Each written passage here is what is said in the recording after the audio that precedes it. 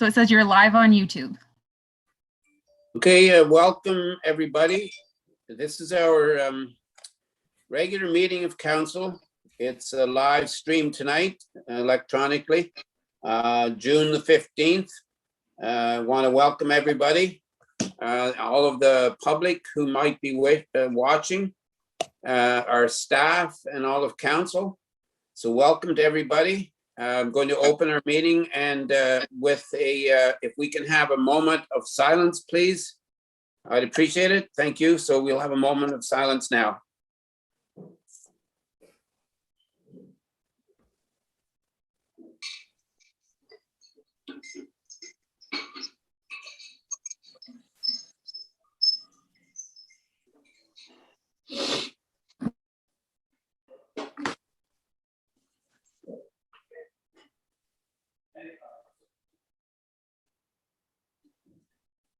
Thank you, everyone. Joanna, I just have a question here. There's something came up on my screen. It says this meeting is being live streamed. It says leave meeting or got it.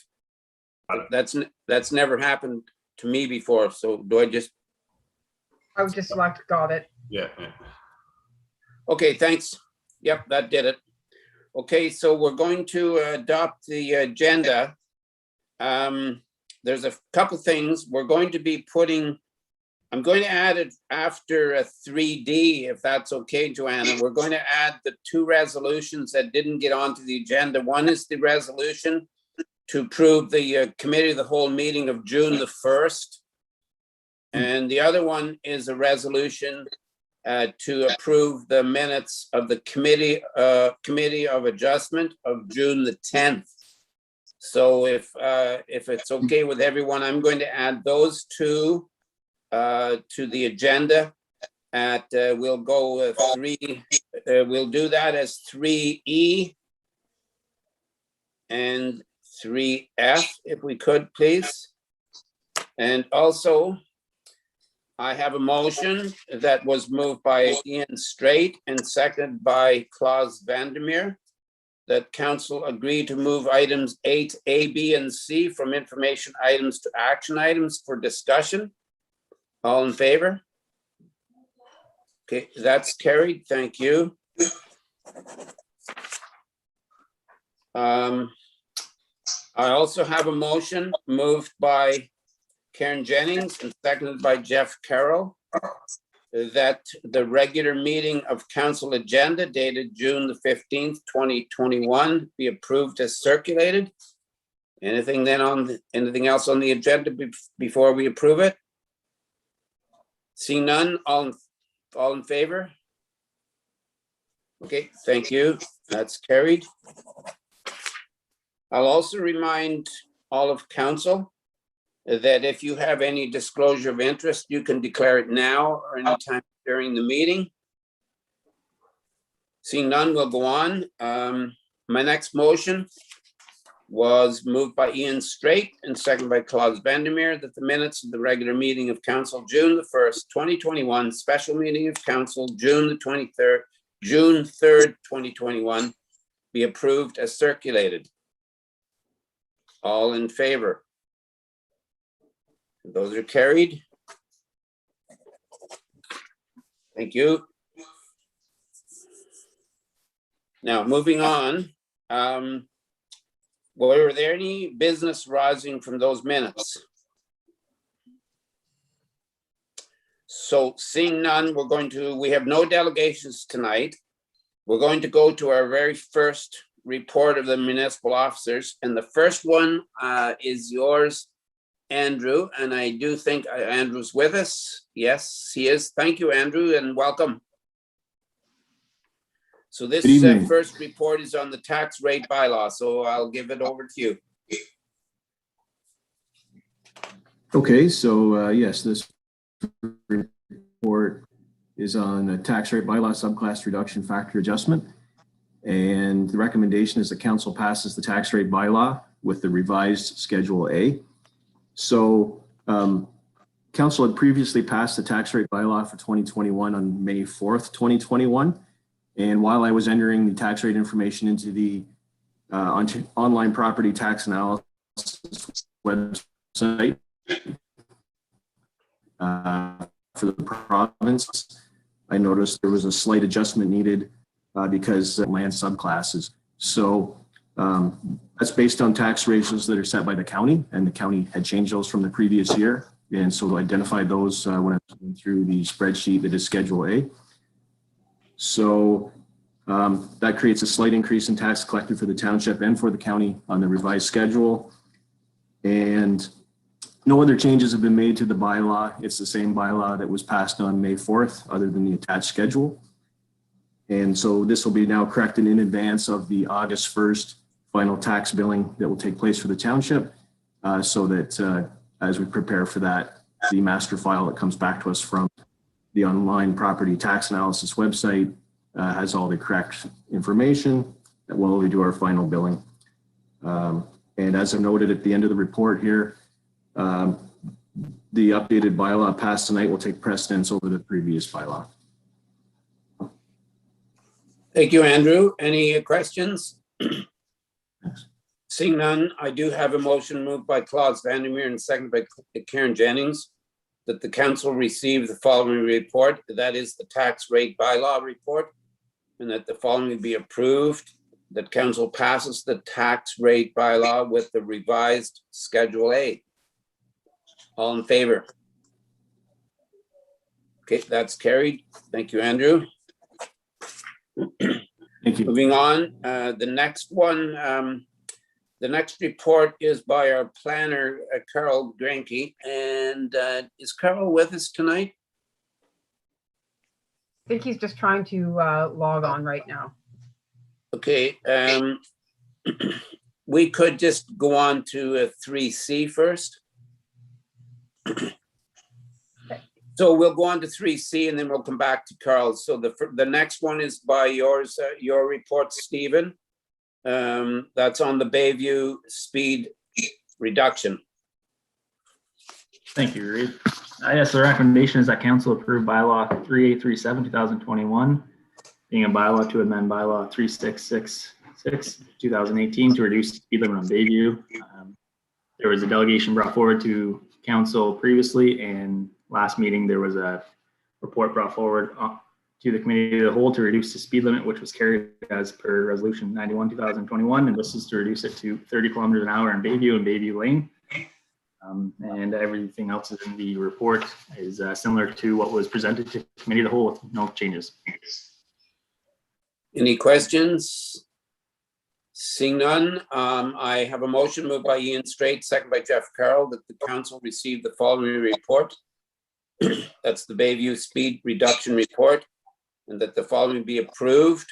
That council approved bylaw 3837 2021, being a bylaw to amend bylaw 3666 2018 to reduce the speed limit on Bayview Crescent and Bayview Lane. I think it should read Bayview Lane there, to 30 kilometers an hour.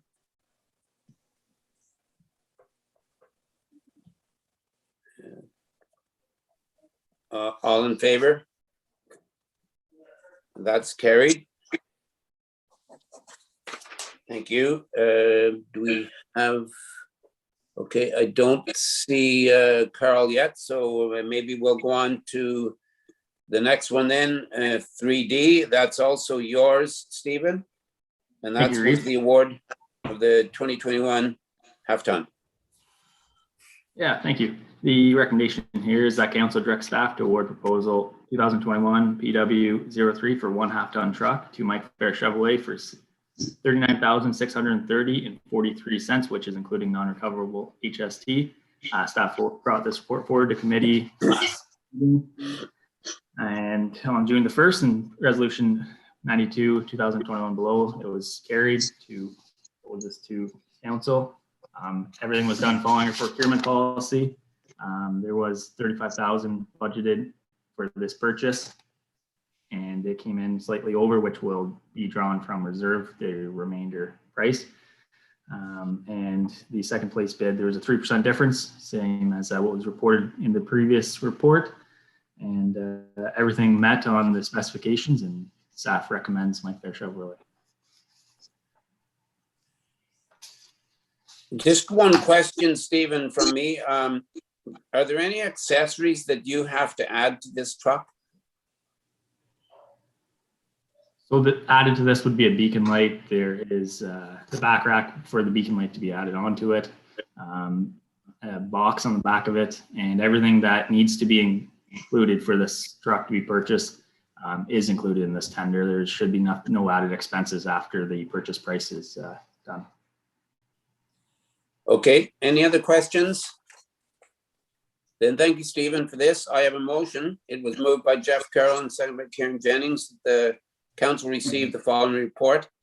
The award of the 2021 PW-03 4x4 half-ton, and that the following be approved, that council directs staff to award proposal 2021 PW-03 for one 4x4 half-ton truck to Mike Fair Chevrolet for $39,630.43, including non-recoverable HST.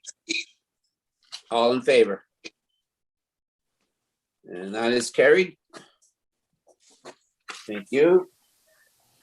Let's see, Carl, are you with us yet? Good evening, Mr. Chair. Hi, Carl.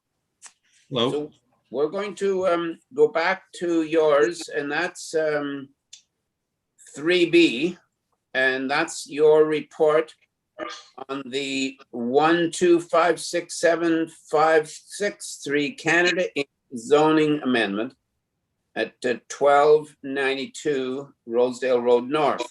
So I'll hand this over to you. Thank you, Carl, for being with us. Thank you, Mr. Chair. Good evening, Council. I'm bringing forward a report and a recommendation on a zoning amendment application for a property at the corner of Rosedale and Roger Stevens. It's the former Montague School. It's the school has been vacant for a number of years. Probably one of the most high-profile, visible development sites in the township, and we're certainly glad to see that there's been some interest in it. But in April, council held a public meeting to hear a proposal to accommodate essentially a light industrial high-tech business to be located within the school buildings. So it's, according to our zoning bylaw, it best meets the classification of an industrial development, and based on the existing definitions within our zoning bylaw, an industrial facility encapsulates the use, and that's what they were applying for through the site-specific zoning application. So we held the public meeting on the 20th. There were no there was no public participation from abutting property owners, at least as far as anyone who provided us anything in writing or speaking at the meeting. What we had to work on, what staff and the developer's agent worked on since the public meeting was working with the zoning policy as a whole. So an industrial facility fits the parameters of what the proponents are looking to do here, but an industrial facility is a very broad definition in our zoning bylaw, and it allows a whole range of uses, including some that are very, well, arguably quite incompatible at the location in terms of emissions and other sorts of industrial impact. So staff and the developer's agent were both working together to find a more scoped and specific definition to accommodate a very low impact industrial type use that would be a better fit at this location. And it's important as well, because if for whatever reason the business changes hands or evolves in the future, we want to make sure that the neighbors, the residents who live close by, have some certainty that whatever goes in the future, in the distant future, is also compatible in their neighborhood. So that's the spirit at which we worked on some policy, and that's ultimately, it's a very prescriptive policy that's at the top of the recommendation, but it is something that's agreed to by the proponent and staff, feel covers the proposed use, but also provides a little bit of certainty for the neighbors. So the staff report, of course, evaluates this application within the context of the official plan, and we did look at the provisions regarding new industrial development in the rural designation. So I think this site is generally well suited in terms of access. It's probably one of the most high traffic spots in the township. It has good access, an existing circular driveway. There's been no concerns raised from either the county or township public works departments or the health unit in terms of the servicing capabilities. No concerns raised by the Rideau Valley Conservation Authority with respect to any natural hazard, natural heritage features that we had to look at. And ultimately, it's a site that's already developed for traffic based on its former use. So if council approves the zoning, a site plan application would, of course, deal with some of the more prescriptive design elements of the proposal. Ultimately, as far as we need to look at land use compatibility as well, and that's why we had to take a closer look at the MOE's D6 guidelines. We looked at that through a zoning application on Birchill earlier this year, and that's certainly applicable here, looking at sort of scoping the proposal to clarify that it is going to be a very low impact use. And I think that provision tying in the D6 guidelines into the zoning provision is very important in this case. So based on the feedback we received, or I guess from agencies as well as from the community that didn't raise any objections, we feel that this site is suited for an adaptive reuse that brings in some low impact employment uses to the community. I think the planning rationale highlighted one part of the one aspect of the OP that supported sort of value added or IT type industries as something that would I guess be a new concept within the township and ultimately provide an employment base and commercial or industrial taxation within the municipality, and of course working with them to fit that within the zoning framework. So the recommendation of staff is that we approve that council approves the application as or approves the zoning application as presented on the top of the report, and rezone the property to the light industrial special exception zone, and that specific site details be brought forward later to council in a site plan application. Thank you. Thank you, Carl. Any questions for Carl? Jeff? Thank you, Reeve. Real quick, Carl, I think that thank you for the report, and it's great in its detail, and I like the obviously the thought process of the future too as well, if it changes hands too as well, which is important to make sure that we're looking at that. So I appreciate that. Do you know when the proponents are hoping to be in and operational? Have they stressed that at all?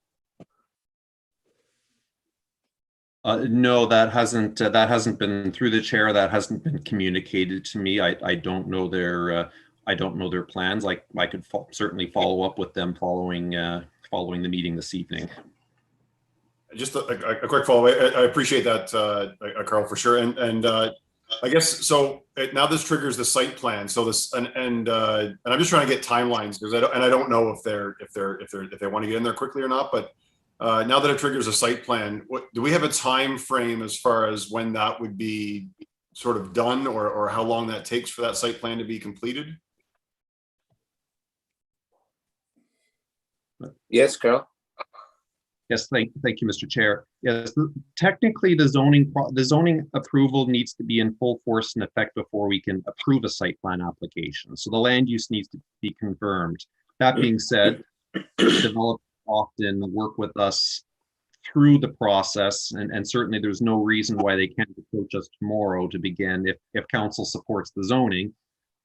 There's no reason they can't approach us right away to at least begin the process. But typically with the site plan, the first thing that's going to happen is a pre-consultation between staff, including myself, Public Works Department, the county, who has an interest in that, RBCA, who would be interested in stormwater, and anybody who would have a technical review role in that would be meeting with the applicant and his engineering team and his planning team. And the purpose of the pre-consultation, which we want to have at the very beginning, is to ensure that we all have the same understanding of what's proposed. They have the same understanding of what's expected, and we would be following up with a detailed list of the studies and any details that they need to provide. And certainly it's up to them to get that. And so that step hasn't been initiated with us. But I think recognizing the fact that we're dealing with an existing building, and a lot of the features that we would be looking at are already existing, and certainly we'd be looking at sort of retaining the existing vegetation, the landscaping along the side. My guess is a lot of the technical features with respect to grading and drainage aren't going to be as significant here, since we have an existing condition. Of course, we'd want to take a closer look at the access, making sure that if there is, I know they're not planning on using using tractor trailers or a lot of heavy equipment, but just making sure that what's there in place right now is suitable. So those are the conversations we're going to be having at the beginning. But certainly with if council supports the zoning, and then I'd be happy to reach out to them and just give them the heads up that this is the next step of the process, and we welcome an early pre-consultation on that, on the site plan, so that we can get the process underway for whenever it is that they're looking to open. Yes, Jeff? Thank you. And just one last quick follow-up I appreciate, because I'm trying to get a really good understanding of, and I want to make sure a lot of these go smoothly for us too, as well as, so when we get, if council approves this, obviously, and it goes into that stage, is there a way to get a little bit of an update or what sort of needs to be done for that property to council, i.e. like if certain reports or anything like that needs to be done, or if the proponent's being asked to do certain things, like a hydro-G study or anything like that kind of a, can we get like a bit of an update as council from that during that? Is that are we able to do that? Just so we have an understanding of what the proponents has to go and go through, and just so we get to kind of see a little bit to be apprised of that, because I guess so we're not sitting back and seeing or waiting to see what's going to go on, but just more to get like an update as far as this is what the proponent needs to do, or this is what, are we able to get that? Yes, I'd council as the approval authority on a site plan application. Certainly, ultimately, it is council's final call. All of these requirements and staff in various departments outline the requirements based on implementing the OP policies that council has adopted. So certainly, this is all within council's ball court for these details. So I can, if council's interested to know on where things stand, what they're interested in, then I think there's, and I'll discuss this with the clerk administrator, but I think it can either happen through just an update report to a council meeting, or alternatively through email correspondence. We can give a heads up, but I'd let that's a process that I'd review with Joanna, but broadly speaking, there's certainly I'd be happy to share those details and ensure that everybody's on the same page in terms of what the project requirements are. Joanna, did you wish to follow up on that? Yeah, I was just going to say it's typically not something that council wades into. It's sort of part of the professional planners or engineers or whatever, the staff. They're making recommendations for what reports should be going through. I think what would be maybe appropriate is to have maybe a general, and I don't know if this has been done or not, but have a general, I'm getting a lot of feedback, discussion about, at what points in the process do we ask for what sort of reports, so that council maybe has an understanding. During the zoning process, we ask for these things. During site plan, we're looking at these more specific conditions. And then, and during the different stages of planning, that might be helpful so that council's aware. There is a list of required studies that we can ask for at the discretion, and it's very site specific. So we ask for different things depending on what the site looks like or what the proposal is. But Carl and I can explore that further, and certainly at the direction of council, if council directs us to update them on all of the planning applications and the status, we can do that. But that would be, I guess that would be not a standard thing to have happen, but we could explore that option for sure. I think right now that according to Jeff's question, he's more specifically asking about this application. Yes, Jeff? Yeah, and I'm okay with that. I think really, it's another one of those things too, as well as a counselor. I'm trying to understand, obviously, that whole planning rationale, and I'm not going to sit here and try to pretend that I'm going to be a planner tomorrow by any means, but more just to get an understanding of the rationale behind things, so I can understand when I'm talking to proponents about sort of what they're doing and how I can support the public in our municipality. That I understand sort of the process and what's being asked, and if I have questions about certain things, I'd like to be able to have the opportunity to understand that, just so it helps me also to support the public as best as possible. So if we could, and if council's good with that, as far as getting just the updates on what those reports are, and even on this one here, and I'm not trying to, like, by any means micromanage what the planners. I have a lot of respect for obviously what's done. It's really to get an understanding and to be able to really know. But if the rest of council's good with that, I'd be very appreciative of that too as well. I guess my only concern would be that if we make kind of across the board staff direction to bring these reports back, and then we get an application, whatever, 6 months from now, and we don't come back with a certain report, then I don't want staff to be put in a position where anyone can come back and say, well, we passed, we gave staff direction to bring back full reports to every application. I think we have to kind of be careful there, but I'll let you comment there, Carl. I saw your hand up.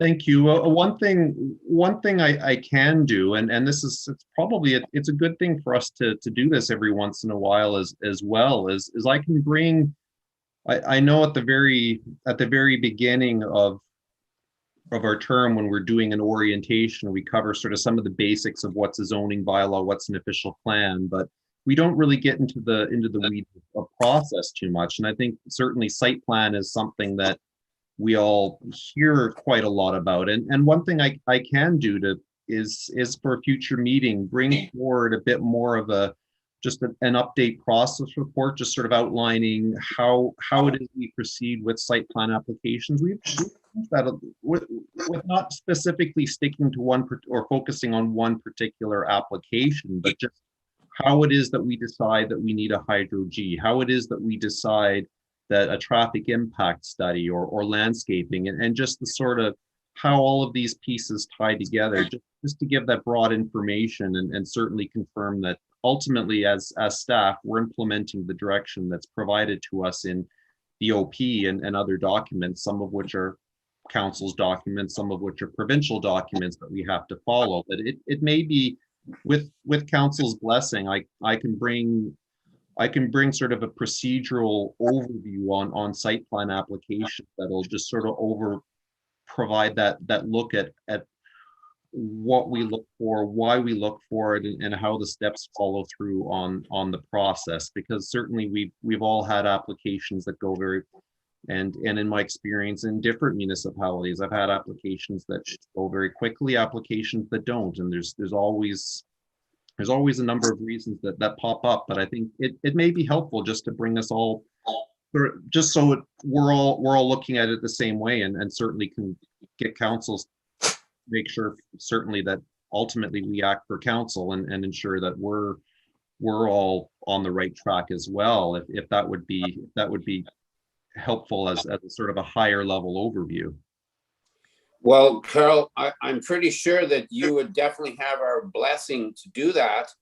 I'm just like, and I think that would be a really good thing to address generally. And I'm pretty sure that, Councillor Carroll, your comments kind of stem from questions maybe that we've had in the past about why things take so long and why we have to do this or that or the other thing. I think To get an that- understanding, really. Yeah. Do I get to speak? Yeah, I did see your hand there, Karen, and I was going to be taking you next. Yeah. But anyways, after we're finished, we'll see if there's any staff direction to come out of this. So yes, Karen, you definitely do get to speak. Okay. So I guess the thing is, like, staff are doing their job and following through the steps that need to be done. Perhaps just a report, whether it be just on this one, but I think on all that come forward, all applications, is if they hit delays for whatever reason, if council could just be given an update to let council know as to why they're getting into a delay. Because I mean, to get into a report constantly would just be a lot of additional work for staff, where I think the biggest thing is council knows this application is coming through. And if a report gives us a timeline to say that, you know, after the meeting that staff have had and the RVCA and everybody else, that we should see something progressing in the next 6 months. But if something comes up at that point in time, then we get an update versus going to all of the additional work that we're asking staff to do. So I tend to agree 100% there, Karen. And like I'm thinking that like our staff know how we feel now. We've had this discussion, and I think this should be just a given. And I'm not sure that we have to make an official staff direction to do this, unless council wishes to.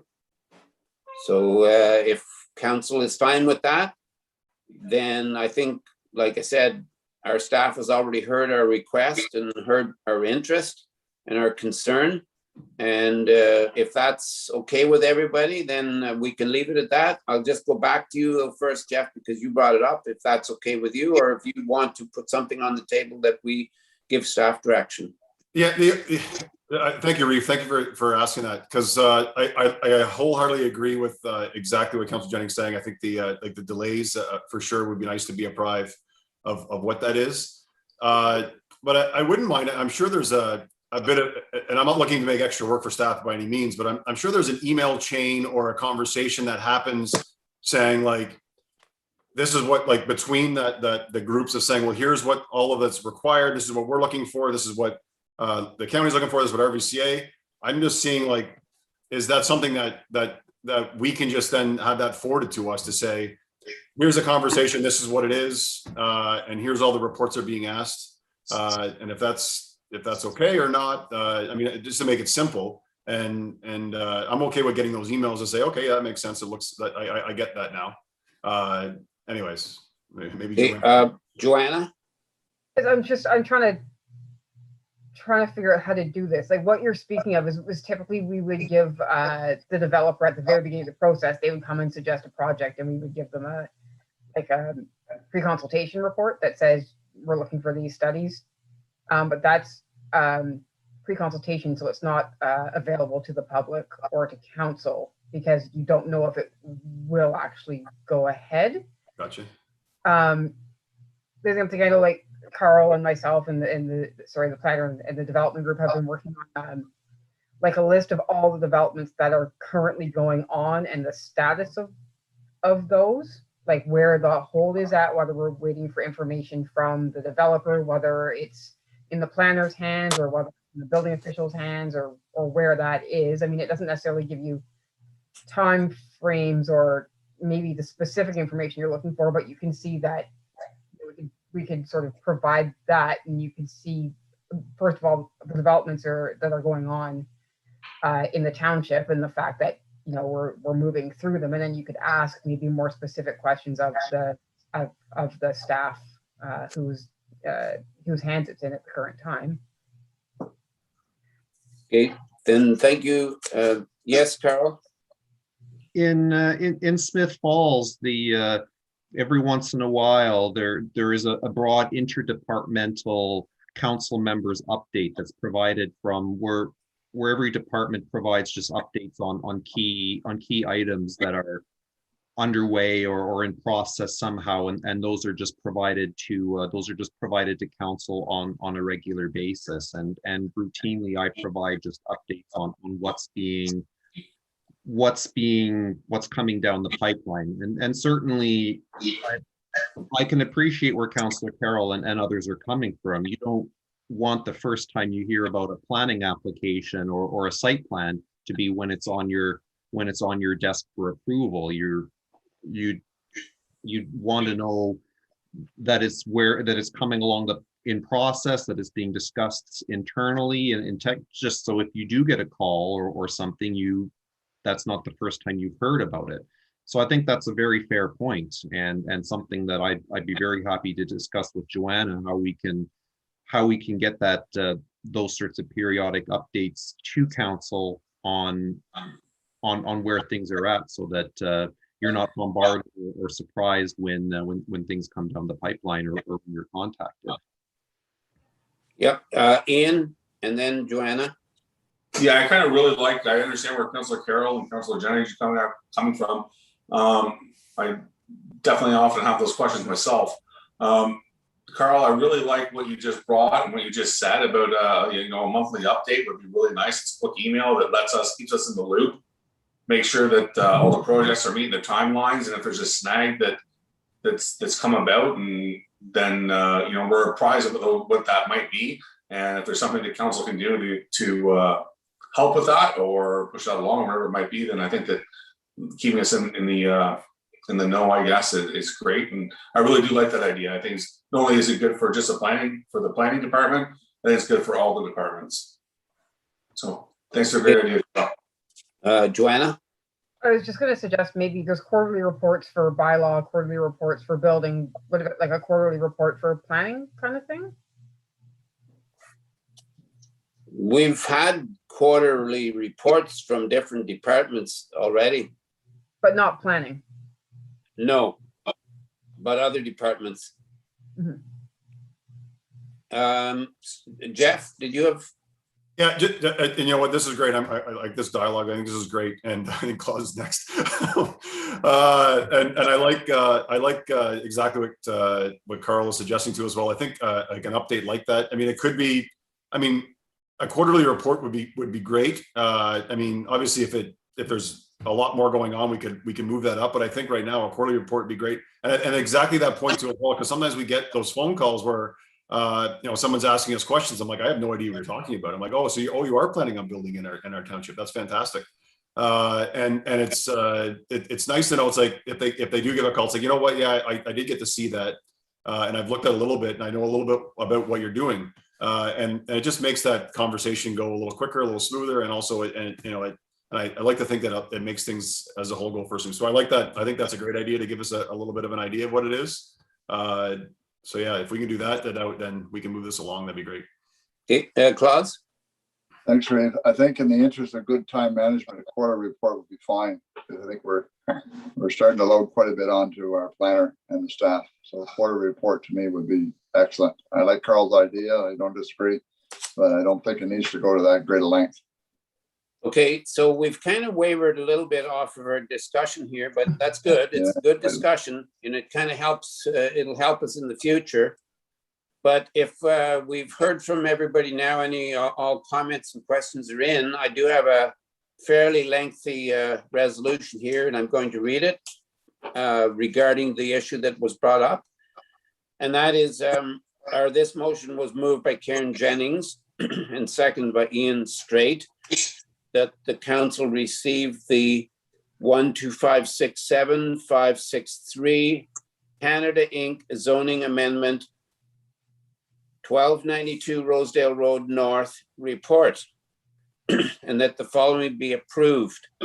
That council approves the rezoning of the property described municipally as 1292 Rosedale Road North from institutional to light industrial special exception, where the permitted uses are limited to professional office and technology industry. whereby the following shall apply. Technology industry shall mean a business whose primary business activities are associated with the technology, computer and electronics fields, where electronic devices are designed, tested, assembled, packaged, or stored in an office, studio, or laboratory setting. For the purposes of this section, the technology industry shall be a Class 1 industrial facility as defined in the application Ministry of Environment D series guidelines or equivalent successor. The minimum interior side yard setback shall be that existed at the time of the passing of this zoning bylaw. Outdoor open storage is prohibited. Any questions and comments then? All in favor of this? Okay, thank you. That's carried. And congrats to the proponents of this application, and we'll look forward to meeting the people involved and seeing something move forward. It's kind of nice that, we're sort of moving slightly away from our residential tax base and looking at some light industrial, and we'll look forward to a little bit more. So thank you very much for this. And Carol, thank you for this great report. Thank you. Thanks, Carl. Moving on. Thank you. Yes, Carol? Oh, sorry, Mr. Chair. I'm just confirming, just to confirm my the direction moving forward. So at this point, is council interested in a site plan summary report to come forward at the next meeting, or are we going to be working on, or just simply working on a protocol for council member updates or something of that nature? Just confirm. Yeah. Do we need a site plan report at the next meeting? That's something. Does anybody wish to have a site plan, Karen? We're due for the next quarterly reports, so Yeah. it could just be rolled into that. I think so. Yeah. Okay, is that okay, Carl? It is. Thank you. Okay, then thank you. We're going to move on to, we've got the two issues that were added to the agenda. And I'm going to read the first one. It was motion moved by Karen Jennings and second by Claus Vandermeer, that the minutes of the Committee of the Whole meeting of June the 1st, 2021 be approved as circulated. All in favor? Okay, those are carried. Any business arising from those minutes? Okay, seeing none. And the next one is, I should say was, moved by Claus Vandermeer and seconded by Ian Straight, that the minutes of the Committee of Adjustment meeting of June the 10th, 2021 be approved as circulated. All in favor? Those are carried. Any business arising from those minutes? Can I ask a question? Do I have Yes. those? Do I have any of these minutes? I think they were sent out, I think, weren't they? Joanna, you sent them out separately. Yes, and I apologize. They got missed in the agenda, but I did forward them to both of those to council. Yeah, my apologies on that. That was it was a hectic Friday. Yeah, they just didn't get added to the agenda. Yes, Jeff? I guess, I mean, for the public to know what that was, it was the, correct me if I'm wrong, but the one that we kind of previously approved over in Adirano with the couple of different houses that were kind of overlapping, and some of that was overlapping onto our area. So it was we already approved the fixing of our area. It was just a fixing of of some of the overlapping that was going on. Correct me if I'm wrong, Joanna, but I think just so the public kind of understands that. Yeah, I believe that's the case. Yeah. Pretty well that was the case, yeah. Okay, thank you. That's okay, Karen, then? Okay. Okay, moving on to the reports of the committees. We have two reports of the committees, and I'll read the resolution first if there's any questions. The first one was moved by Ian Straight, second by Jeff Carroll, that the minutes of the Merrickville Library Board meeting of May the 21st, 2021 be approved as circulated. All in favor? Okay, those are carried. Did anyone want to ask any questions? Okay, then moving on.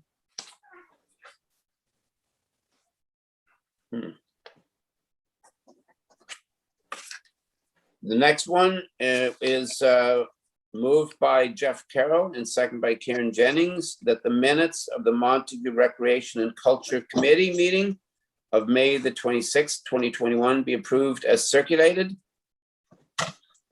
All in favor? Those are carried. Any questions on them? Jeff?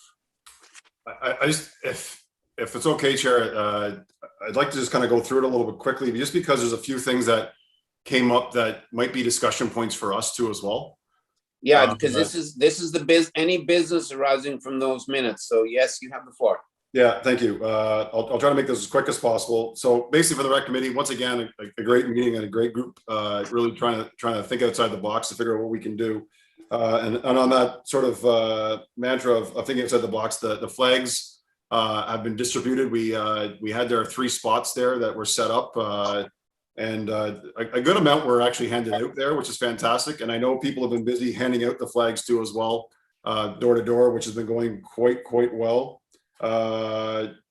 Kudos obviously to the Civitan, Mr. McTavish, and the school for allowing us to use their areas. I think Mr. Straight and Mr. Abbas were very comfortable at Mr. McTavish's as I stopped by there, but also the other places, a lot of very happy-go-lucky people that were there, so it was fantastic.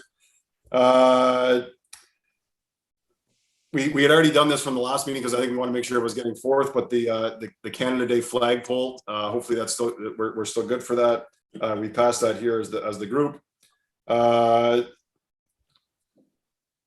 What's the next part? There was a discussion a little bit in terms of reference, and I think that's something maybe we'll come back to after, just about contacts with staff and who can. But I think that's something we can kind of come back to as far as who that is, and maybe that's something a little bit different discussion. The other part is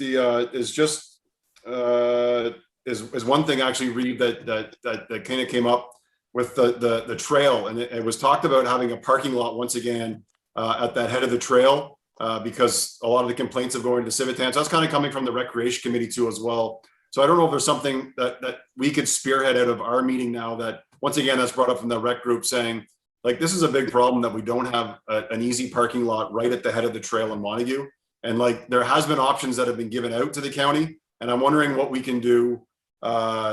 Maybe going forward to kind of maybe pressure those points, or maybe we can try to find one that we think is the best one, so we can try to push the county to look at doing that. So I think that's something that we should look at. That could be a very big benefit to putting at the trailhead there. Another one too as well, and these are the 2 ideas that really came out, are is a mural on the side of the building. And I really hope our council is going to be okay with this. Brought up by one of our people on the committee. I think it's a great idea to paint a mural on the side of the building, or to have the ability to do that, and to explore options maybe for grants. Look what artists that might be interested in doing it. And I think it would be a neat idea for council to approve, obviously, that for our rec committee to explore that idea. So I'm hoping that council will be okay with us doing that.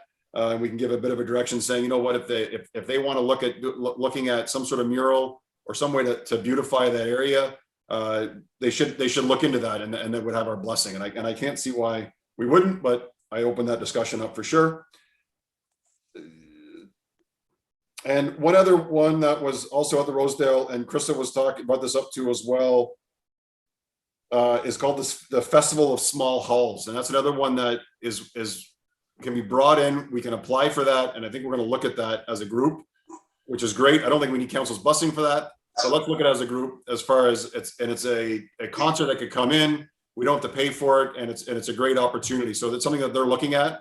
So once again, it's a great thing, that is another great idea from a new member that's being brought forward. that really is going to spearhead us into next year, because it can't be done this year, but spearhead us into next year. And the other one is they're starting to compile a bit of a list as far as like what we can do when things open up on a monthly basis, maybe at the hall. So hopefully as things get opened up, we can kind of talk about that. And now a yard sale was thrown out there too as well. But I think we're going to have to look at what the Ontario regulations are as the time goes on. But I would assume council doesn't have a problem if we are able to do some sort of yard sale at Rosedale Hall, as long as we're following the, as long as everybody in the committee or whoever's running it is following the protocols from the province, they would have our blessing from council. And one other side note about the 22 acres, if there was a nice good flat 1 or 2 acre spot that we could mow down with the lawnmower even to have it, like we have the students maybe do that, and it would be a spot where basically during the summer people could go and throw a ball or have a picnic or whatever, and you know, not trying to make a fancy park, but just maybe a spot that people can be at. So that's basically the overview of the talk with the committee. And really, I'm just kind of looking for council to say everything is good to that, and everything that the committee is talking about, we approve and we're happy with, unless there's something in there that council wants to object to. And that's where I turn it back to you, Reeve. Thank you. Okay, thank you. Just a couple of comments. Like, I did read the report, and I did see that somebody was talking about the mural project that was happening in Perth. And I think that was getting a little bit, it wasn't really very clear, because I know a little bit about that project that's happening in Perth, and that, in fact, it wasn't really the type of mural that we normally would talk about. That was going to be in a little alleyway, and it was going to be where artists would actually set up and sell their work.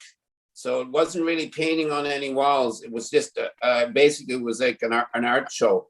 So I just wanted to comment on that. And then the other thing is about the 22 acres. I guess I'm not saying I'm opposed to anything at all, but certainly one thing that would have to be looked at first before you did any events at 22 acres is there's no entrance yet. So you can't really have people driving onto the 22 acres yet. You know, can we use the school parking lot? I don't know. But it's still pretty rough to be driving on in the 22 acres. So I just wanted to comment on those two things. I am going to go to you, Claus, but just wondered, maybe, Joanna, did you want to set us on this right path here? I just wanted to be sure. I believe that, you know, the minutes from the rec committee, anything that you want approved by council has to come through resolution. So I just want to be sure that those are brought forward as resolutions to council, because I haven't seen those as resolutions. So we got to get those brought forward so we can make those firm decisions as a council. Okay, thanks. Claus? Thanks, Reeve. Great report there from the rec committee. I think it's fantastic. Jeff, you should maybe engage some of the guys that paint the side of boxcars, because they're pretty good.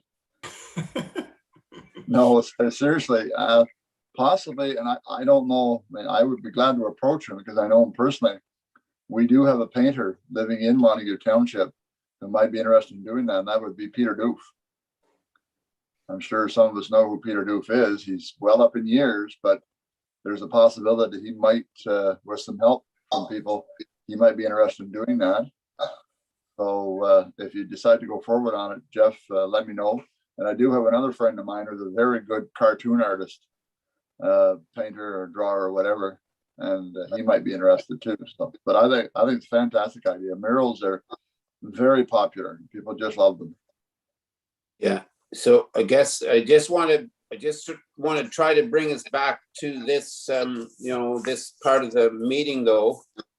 Really, this was the report of the Recreation Committee, and to kind of approve the minutes, I think. So we just don't want to get too far off the discussion here. I think maybe, Ian, I think probably Ian, you were next, and then maybe Jeff, you had your hand up also. So Ian, please. Yeah, I kind of agree with everybody saying that the recreation committee is doing a great job and they have a lot of great ideas. And I think there was even some funding information that was brought forward there to the group for the mural stuff. So we'll ensure that the resolutions get done so that we can bring them to council for approval. I did have a person from the recreation group email us out today. I think some of us probably saw about the yard sale. There's a Facebook group possibly wanting to use the property. And I guess, you know, as we talk about it, obviously it has to meet the COVID requirements, but is there a legality issue there or anything else that surrounds that? If the group that wants to use it isn't part of the recreation committee that organizes it or something of that nature, I just want to make sure that that's good. I think it's something we'd have to explore liability on our property. I'm not exactly sure what the coverage is, but it's something we'd have to explore and consider for sure. So the best thing to do would be to have the person that's trying to organize this should contact you, Joanna, to get further details about how to proceed it if it's possible. Yeah, I would think so. I'd have to look into that. All right. Yeah, I agree, Ian. I think that those people should approach our staff just like anybody else would have to approach our staff for using the indoors. Yeah. Okay, and one more last comment I just wanted to make because it was in your report, Jeff. Just to let people know, I will be raising the flag on Canada Day. I did send out an invitation to all of council. I've heard back from, I think, 2 already. And I was also asking the time, and I think one didn't matter, and one suggested maybe 11 o'clock. So my plan is probably to do this at 11. I'll just get the word out to everybody on council first. But I believe if we're adhering to the guidelines, COVID-19 guidelines, we're still talking a maximum of, I think it's 10 people outdoor at an outdoor event, and this would probably be considered an outdoor event. So, you know, we're talking being able to have 10 people. Still using the adhering to the guidelines, whether it be masking or distancing and so on. So if all of council is coming, then that's 5, and then there could easily be 5 people from the recreation committee, I'd suggest. But especially the people who have donated the flagpole, that being Val and Byron Morris of Andrewsville, who is Val being part of our recreation committee. The 2 of them should definitely be there. So it doesn't leave room for too many other people, unless I suppose their distance quite a bit, maybe off in the distance or something. But just to let people know, Canada Day, 11 o'clock, I will be raising the flag, which was donated. This idea has another idea that was initiated by the Recreation Committee. I should say the Recreation and Culture Committee. So thanks to them, and just to let everybody know that that will be happening. So Jeff, I did see your hand also, and then maybe we can get on with the next thing.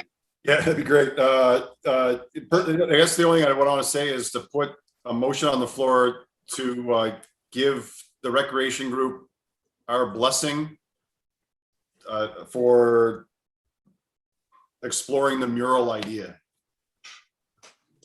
You have to make that official. I'd like to. Can we do that?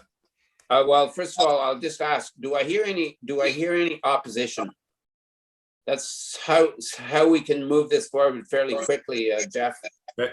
So I have not heard, and I don't see any opposition to it. So I think that seeing no opposition to this idea, I think is enough to give you the blessing to go ahead and at least explore the idea.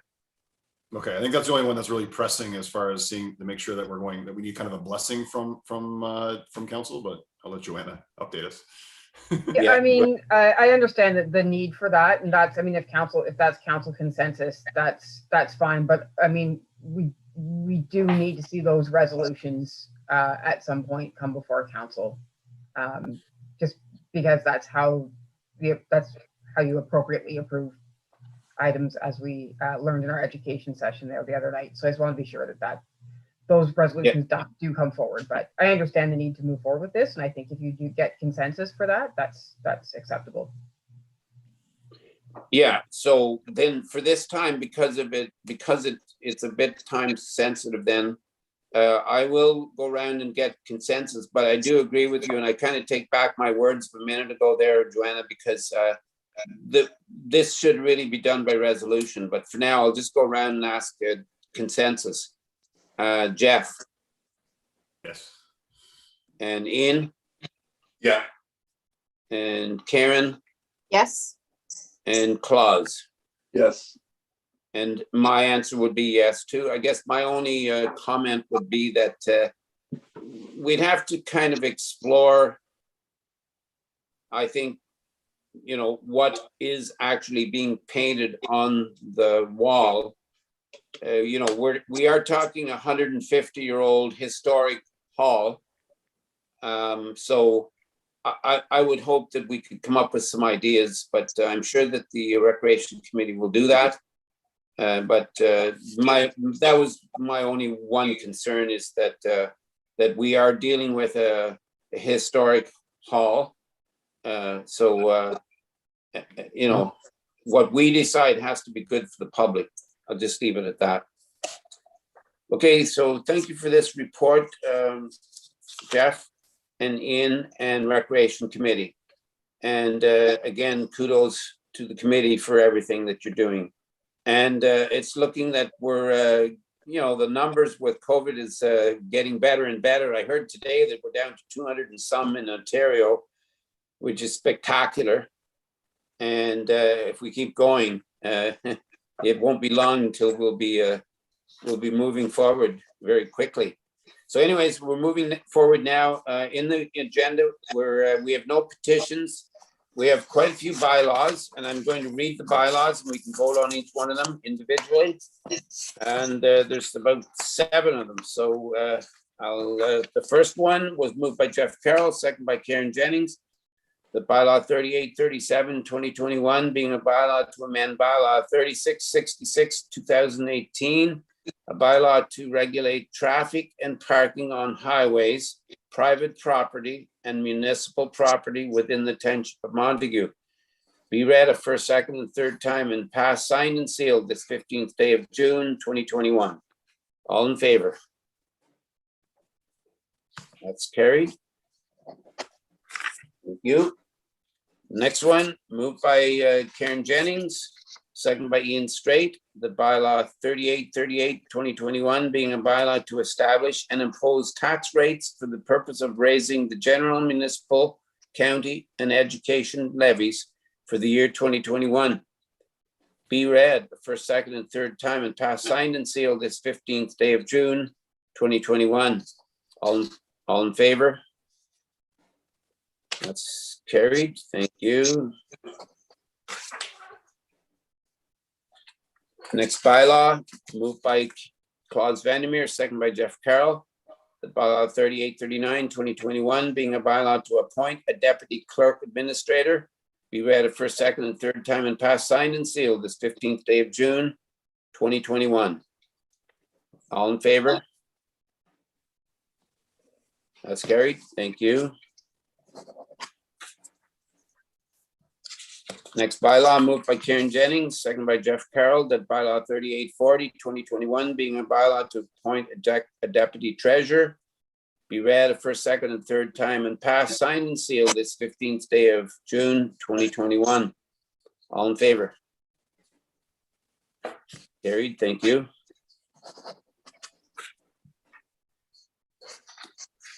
Next bylaw, moved by Jeff Carroll, second by Claus Vandermeer, that bylaw 3841, 2021, being a bylaw to authorize an agreement between the Township of Montague and the Rideau Valley Conservation Authority for services. Be read a first, second, and third time and passed, signed, and sealed this 15th day of June, 2021. All in favor? Bill, brief. Yeah, thank you. Yes. I'll mute myself and go off video for the next one. Okay, thank you.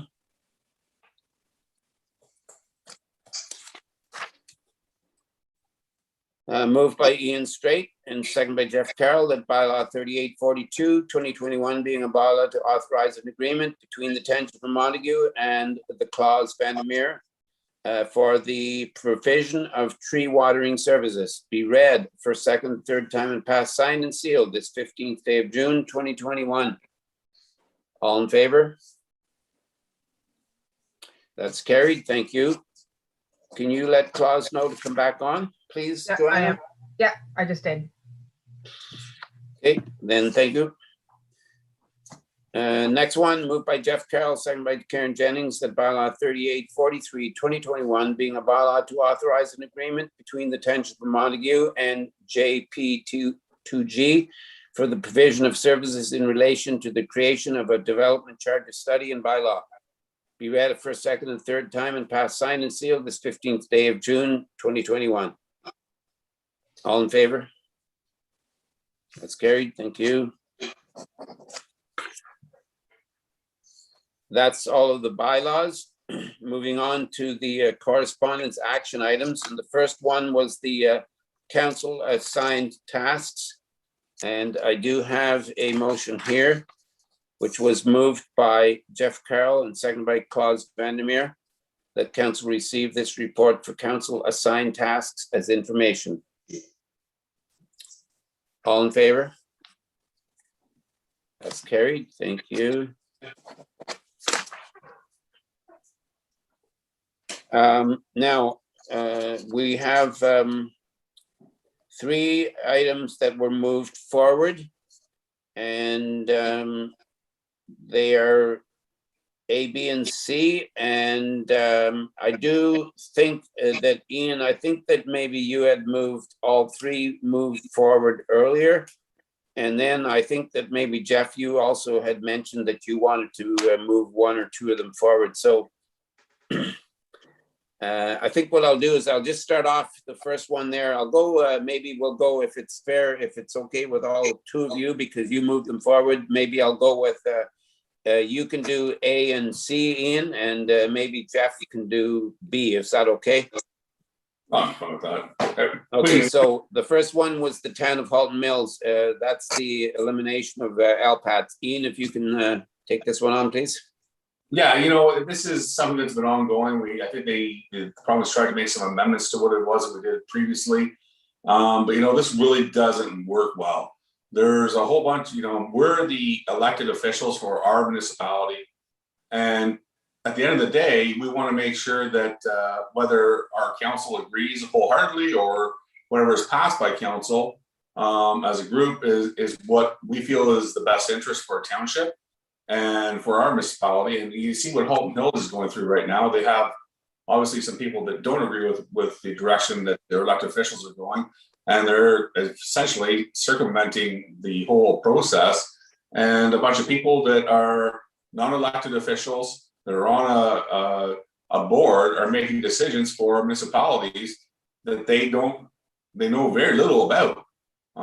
They possibly don't live in them, and all those other, you know, triggering effects of what could be going on with these developments. You know, they're just looking at some very, maybe at the facts, but not based on what the people who elect the elected officials may want to have happen.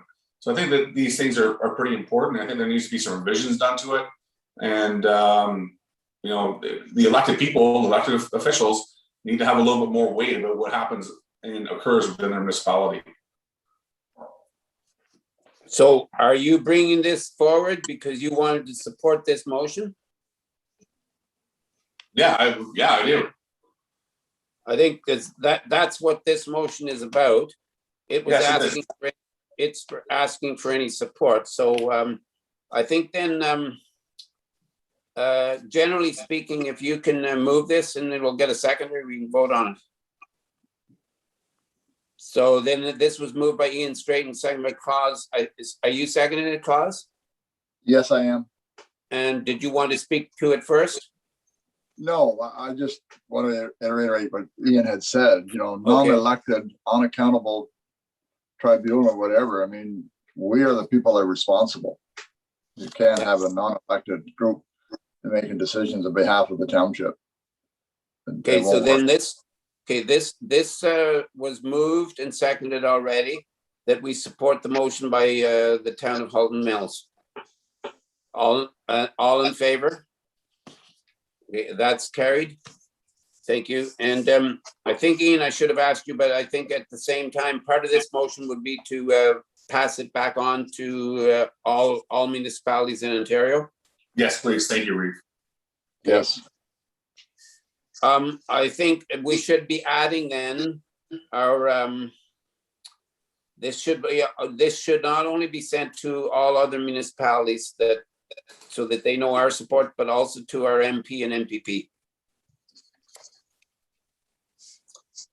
I Okay. agree.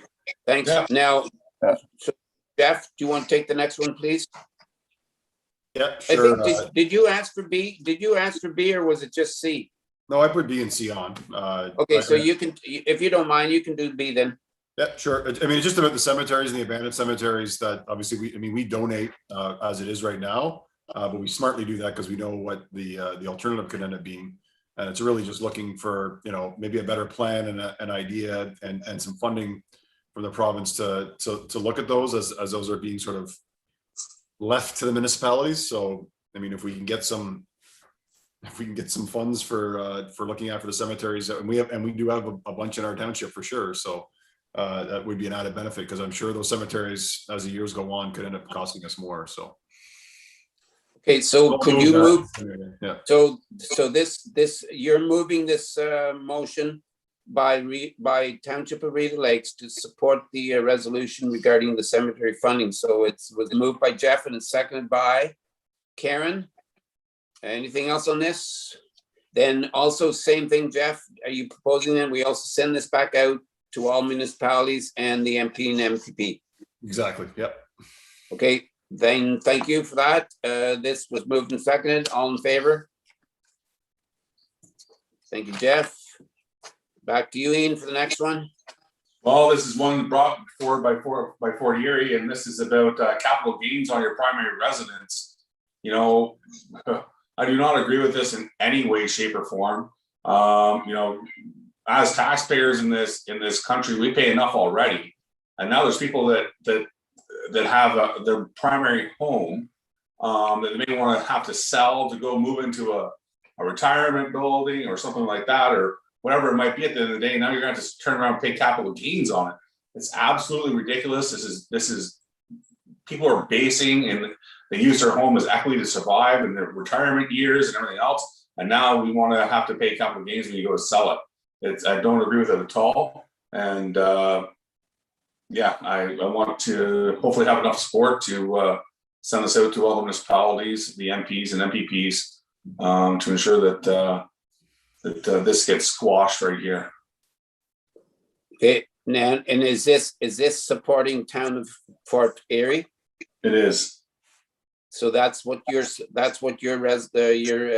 voting to support them then. So it's been moved and seconded by Jeff. Anything? Do you want to speak to this, Jeff?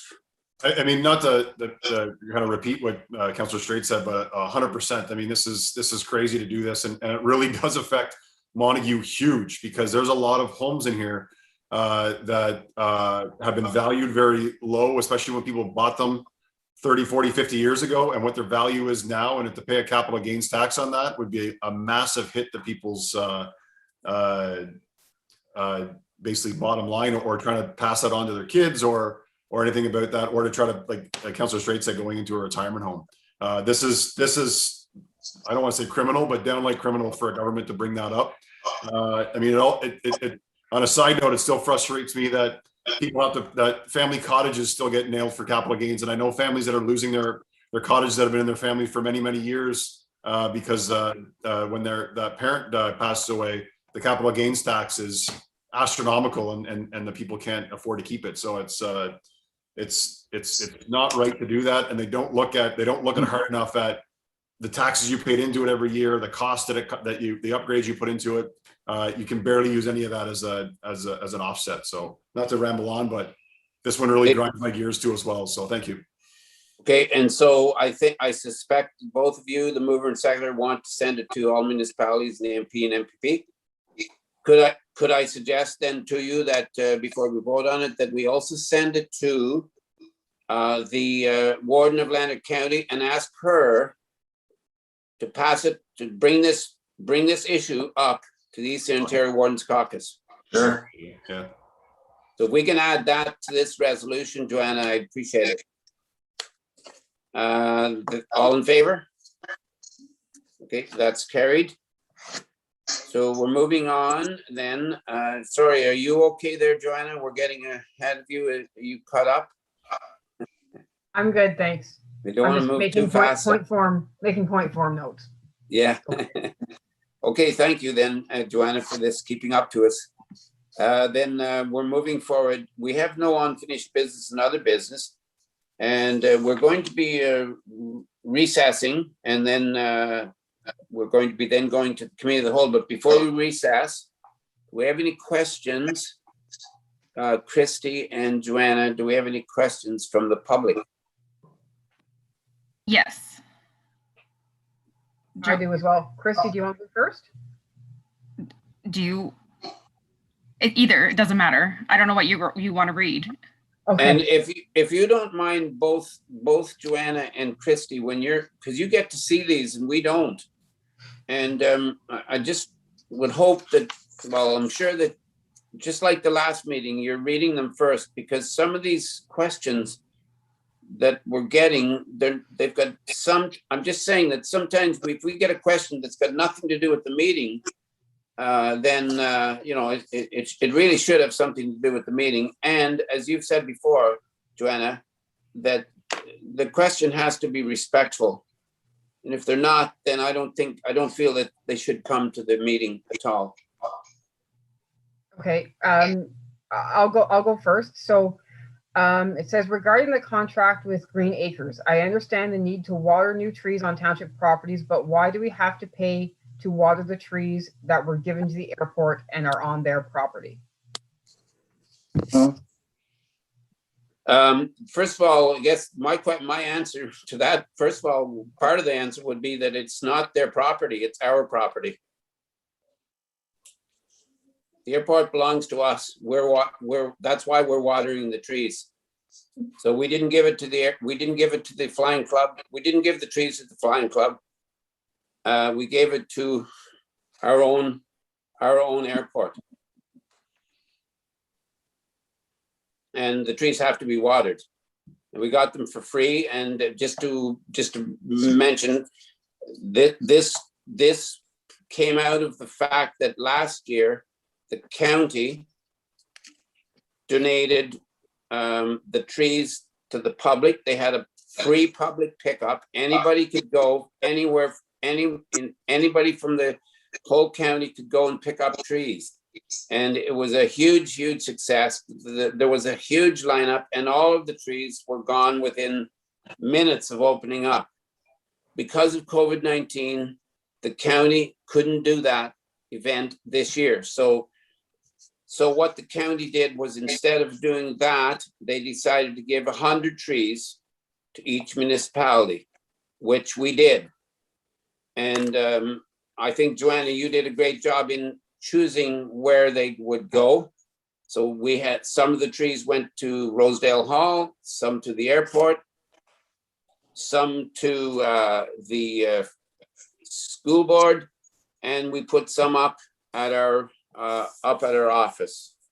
And they were all, I think, in pretty opportune places. And so rather than our own staff having to do it, who are busy enough, which is why we've decided to do it the way we did it, and we've passed the resolution tonight already. And the bottom line is, the trees have to be watered. They're brand new trees. They have to be watered and looked after and cared for, and that's what's happening. And they were given to us. They're on our property. It's not anybody else's property. Next question, I guess. Hopefully that answer is good enough. I'll defer to Christy. You think she's got the rest through YouTube? Yes, so I have there's comments on YouTube that you guys can go and read. They relate to the meeting, but there's only one question on YouTube. We have, why did the Schedule A for the bylaw on the tree watering not say water trees once a week if needed? I'm not sure if that might just be a staff thing or might be a little thing in the Schedule A, but. Just a sec, I'll go open that up. I guess it should say once per week if needed. In the event that there's, if there's rain, then obviously we don't need to do that. But just let me go find that. God and I watered them yesterday.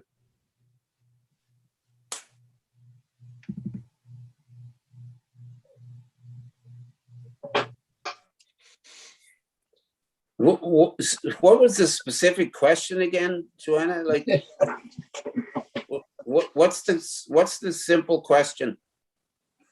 I'll read it again. It says, why did Schedule A for the bylaw on tree watering not say water trees once a week if needed?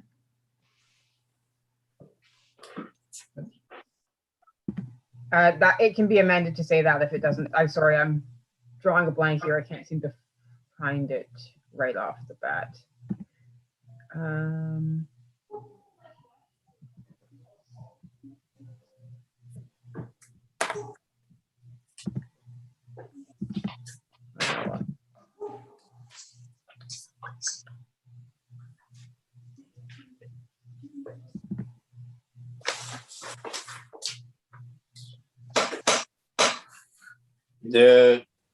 I don't know what section they're referring to, but I mean, I guess the terms of service, I can add that. I can add that if needed.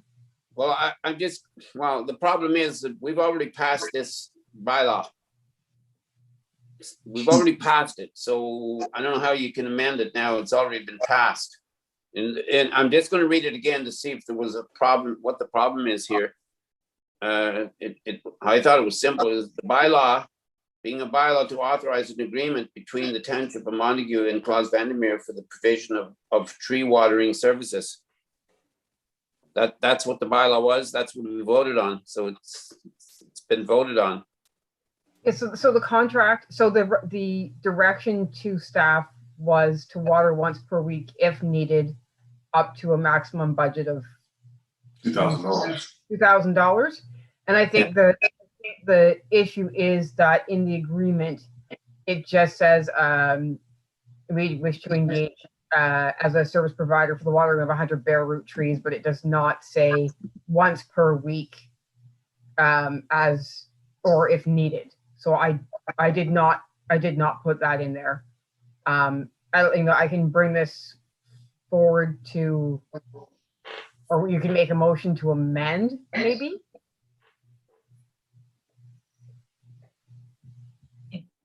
We passed a resolution or something though that did outline that, correct? Yeah, that was in the resolution, but the comment is correct. I didn't transfer that resolution right into the specifically into that agreement.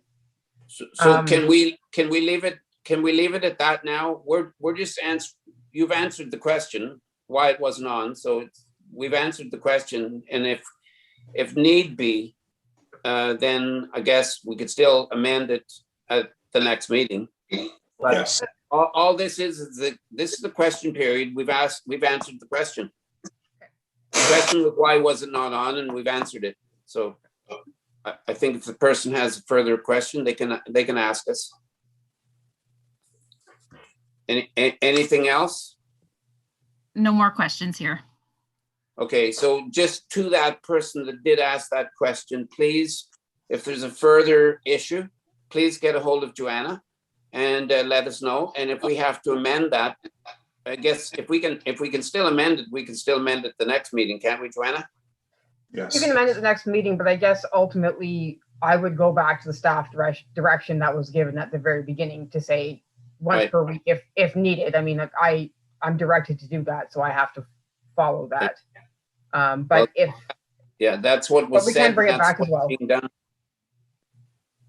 I think, as I said, that's what was said, and I think that's what's being done. But as I said, to that person that asked the question, if there's further question, please get a hold of Joanna.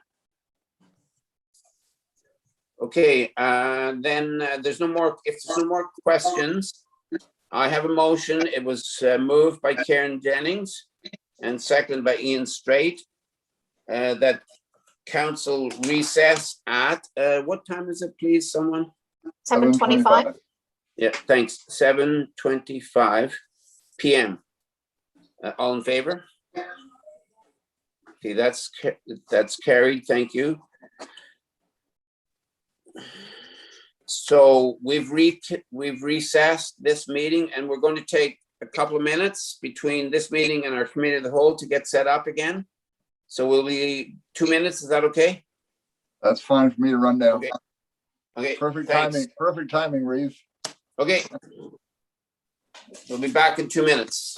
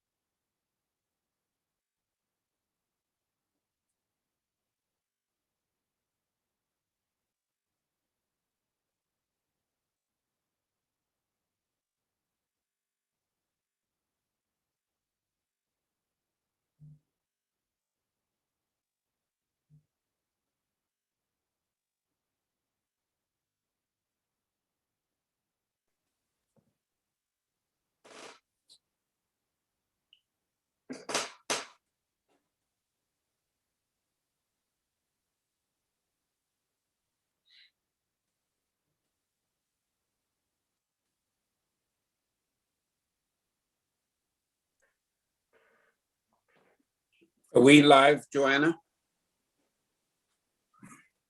Yes. Yes, we're always live Okay. on break. Okay. Yeah. Okay, I think we'll go ahead and get started then. Claus isn't quite back yet, but we'll go ahead and get started. So welcome, everybody. This is our committee of the whole meeting, live streamed Tuesday, June the 15th. So welcome, everybody. I do have a motion moved by Karen Jennings and seconded by Jeff Carroll that the committee of the whole agenda dated June the 15th, 2021 be approved. All in favor? That's carried. Thank you. I also want to remind everyone on council that if you have any disclosure of interest, you can declare it now or anytime during the meeting. Moving on, we have no delegations tonight. And we're going to go right into the first report of the municipal officers. And the first one is going to be yours, Stephen, and that's on the large item day. So thank you, Stephen, for this. I'll pass it on to you. Thank you, Reeve. Thank you. I apologize for the lengthy report, all council. It was quite lengthy. Didn't intend for it to be as long as it was, but just kind of got going in on it. Staff brought forward a report earlier on in February to committee about large item disposal day. And with the ongoing COVID situation, it was postponed and we didn't actually have a spring one. And there was a motion to bring back more information with future plans for large item disposal. So staff broke down the one option, which was for curbside pickup. It's a very tough figure to break down as I can't pull out interest from all 1,605 households on if they would be using it and how much waste would be put on the curbside with just kind of numbers. So I use 325 pounds. It is high, but it's just to give council a sense of that's probably the high end and it's a budget which would be going off of. As you can see in table one, just kind of that's a breakdown. Use 4 collection days as I think this would be a big hit, as there hasn't been anything in a couple of years now. It breaks down to with collection and disposal, it'd be about $17.92 per house. That's kind of that option broke down. There's a lot more detail in the report, but the one thing with that option is it's great for accessibility for all residents to be included, but it doesn't include any option for disposal of brush. So that'd be the one con of this option. In the report, there's options of brush disposal that can be broken out if this was to take place as an option. And throughout the rest of the report, it kind of goes in details about what other municipalities are doing throughout the county and a couple other larger cities that aren't on Montague scale, but just kind of a comparative.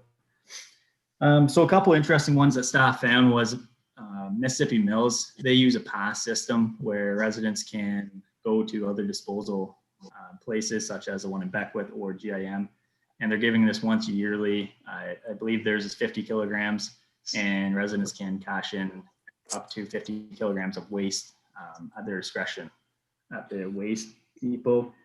Staff brought a couple numbers just based on these different options. There's Beckwith, they do a large item pickup as well. They have a tagging system that they utilize. It's once monthly. The city of Kingston, which I was kind of found interesting, is that they actually don't offer anything with the large item disposal. All they do is provide information for the residents on their website. It's a pretty detailed list of where to take it, who they can contact to pick it up, and just all kinds of really good information about how to dispose of these items. In the report, we go on about e-waste as well, on how Real helps out a lot of diverting unused waste from hitting our landfills. And then just kind of it's different options for council. There's quite a few options. I apologize for that, but I feel like this is a huge decision, and there's many decisions that can be considered. One in the report was kind of stated that it'd be suggested that if we went forward with a roadside or curbside pickup, would be to host another large item disposal day this fall to try and prevent a huge influx of stuff from being put on the roadside. And that's kind of the report. It's trying to not ramble on too long for you guys to lose everybody's interest here, but it's all in the report there, and I apologize for the length of it again. Okay, I'm going to open it up to council. Just a couple of comments that I would like to make to kind of move this forward. I personally like the idea of us repeating the large item drop off this fall and trying to repeat it as we normally have been doing. But I think moving forward, Steve, you've given us a really, really good in-depth report here and a lot of ideas and a lot of different scenarios to vote on. But I do believe that traditionally we've had between 60 and 70 people actually use it. So it's fairly well used, but is it fair? I'll just put this question out. Is it fair that, you know, all of the taxpayers are paying for 60 people to bring their large drop off that they wanted to get rid of? But I kind of like the idea, and I'll throw this out here and then we'll hear from council, but I like the idea maybe of repeating it, letting everybody use it one more time, but then the following year, meaning next spring, we might initiate and repeat a large drop off. But Steve, you would have lots of time to bring this idea, but bring it back to council as far as, and we could do it, but do it as a user pay project. So people would still, and possibly rather than using the garbage tags, we would set it up as a user pay thing. So we would certainly facilitate the service, but people would pay for it. So those are just some ideas I wanted to throw out, but I'm going to open it up to council, and we need to give, what we have to do tonight is to give staff direction to Stephen and our public works. That's where we're going to go with this, because we've done a lot of discussing. I do find that the curbside initiative, which is a great idea, everybody would love it. Why wouldn't you love it? The truck comes to your doorstep and pick it up. But as it is, as you can see in this report, it's pretty expensive.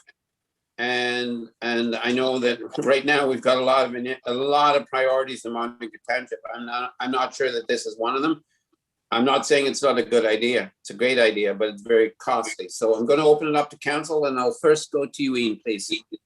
Yeah, first of all, thank you very much, Stephen, for putting this together. It's a great report, and I know you put a lot of time and effort into it, and there are different ways that this can be done and spun, and yeah, it's going to take a little bit more consideration, I guess, for myself. I kind of do like the 50 kg tag item that people who go and hand that in. I guess GIM, which is bill us for it or whatever it might be, it may stop some of the stuff. But I did notice that you had your hand up, and I just wanted to make sure that was there something that you wanted to add before moving further.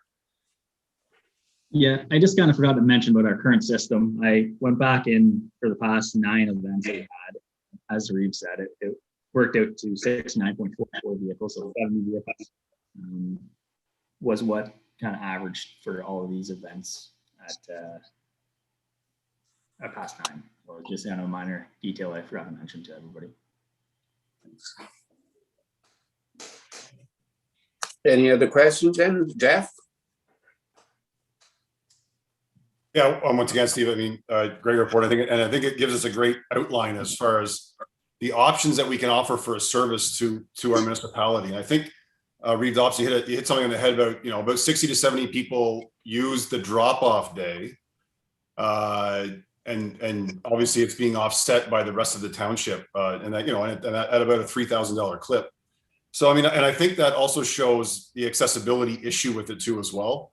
And I'm trying to look at the bigger picture of how we can service the residents. It doesn't need to add a huge cost to us. Yes, that number looks big, but you also have to, when you break it down, it's actually not that much per household.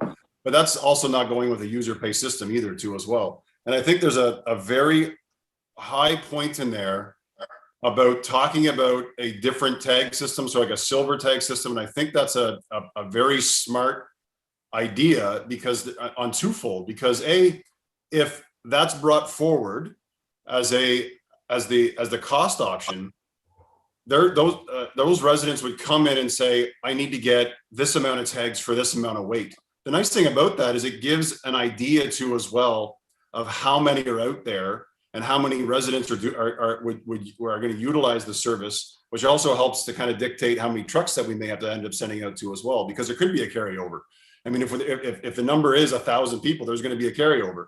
If the number is 400 or 500 or 300, it might all be done the same day. And it also gives a bit of a basis to, as well as if we look at the garbage, those silver garbage tags, and I think that's a great idea, looking at it saying, well, when I look at that costing is for every 100 pounds, it costs about $5, and that would recoup the costs. So if someone says I have 300 pounds to put out on my front, I'm going to come in and I'm going to buy 3 tags.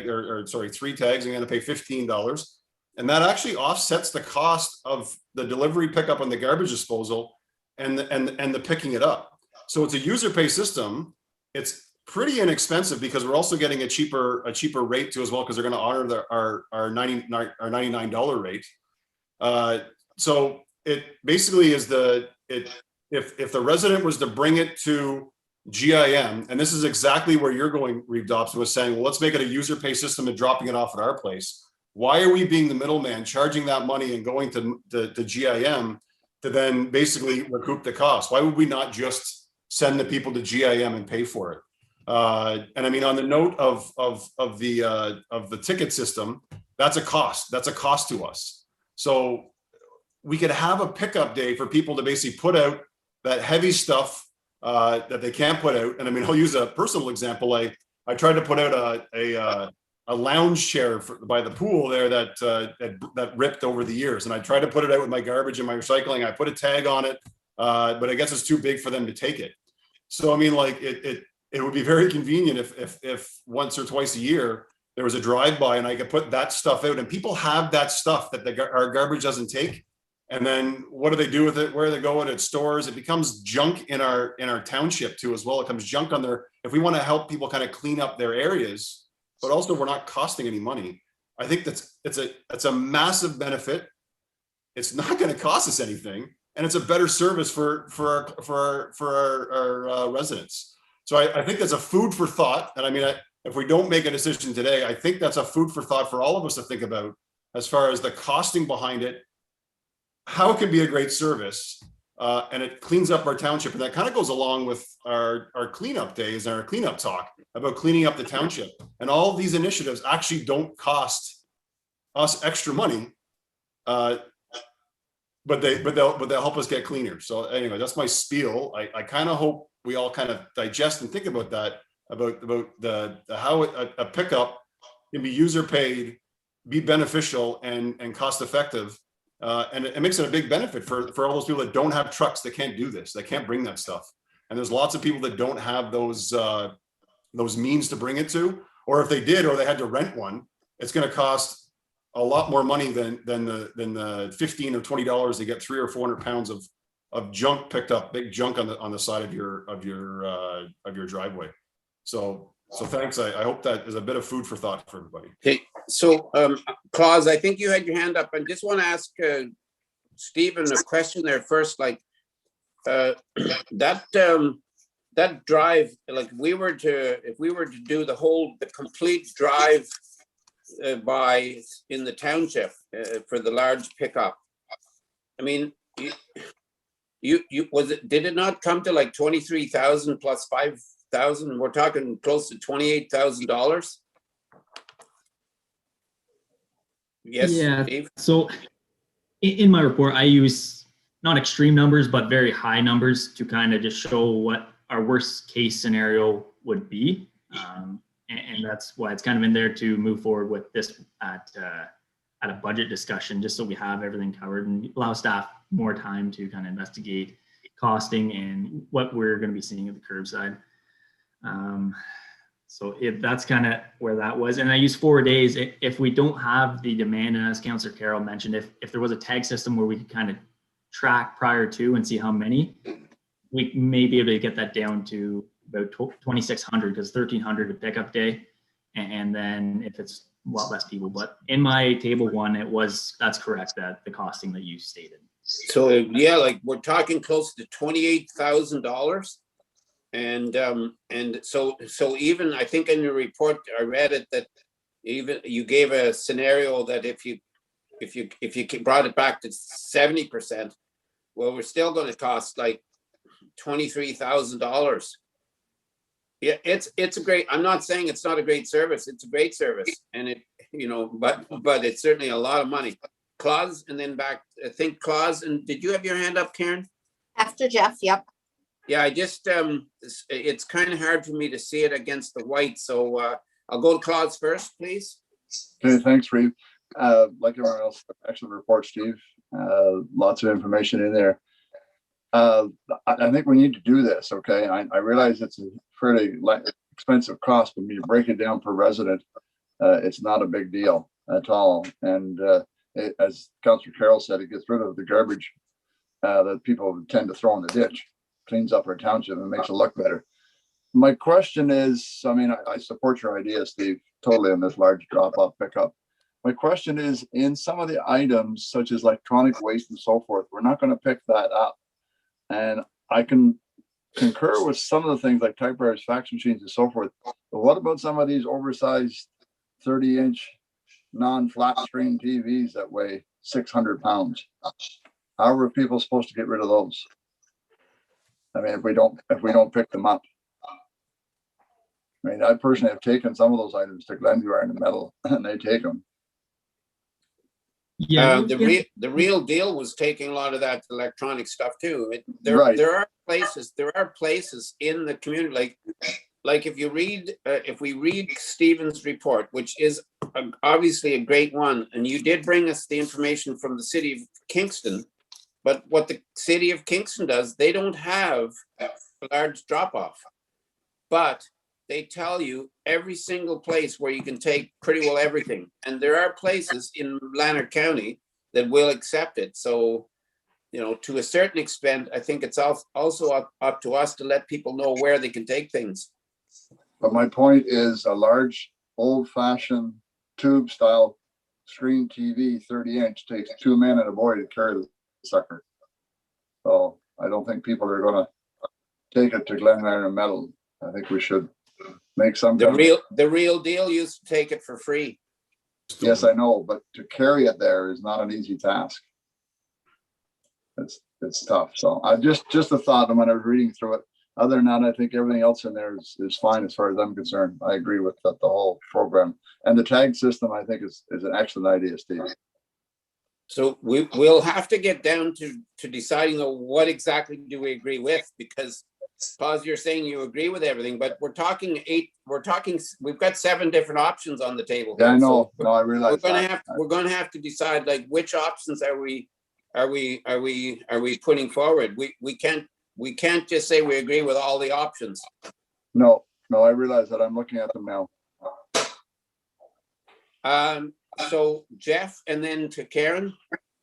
Yeah, just 2 quick points. I mean, Claus's point, yeah, the good thing is a lot of those big TVs are becoming less and less because the flat ones are out there. Well, so hopefully less and less. I mean, those are hopefully that's a very extreme option, but definitely is a worry too, as well, as far as getting rid of those. I think the other side too, as well, is like I don't want us to get stuck on that $28,000, because once again, yes, it's a lot of money, but when it breaks down to $17 per household, I think that's the number we have to look at. What does it cost per household to do this? Because exactly to Stephen's point, he wanted to put out the big picture, the big number, but we should be looking at that $17.92.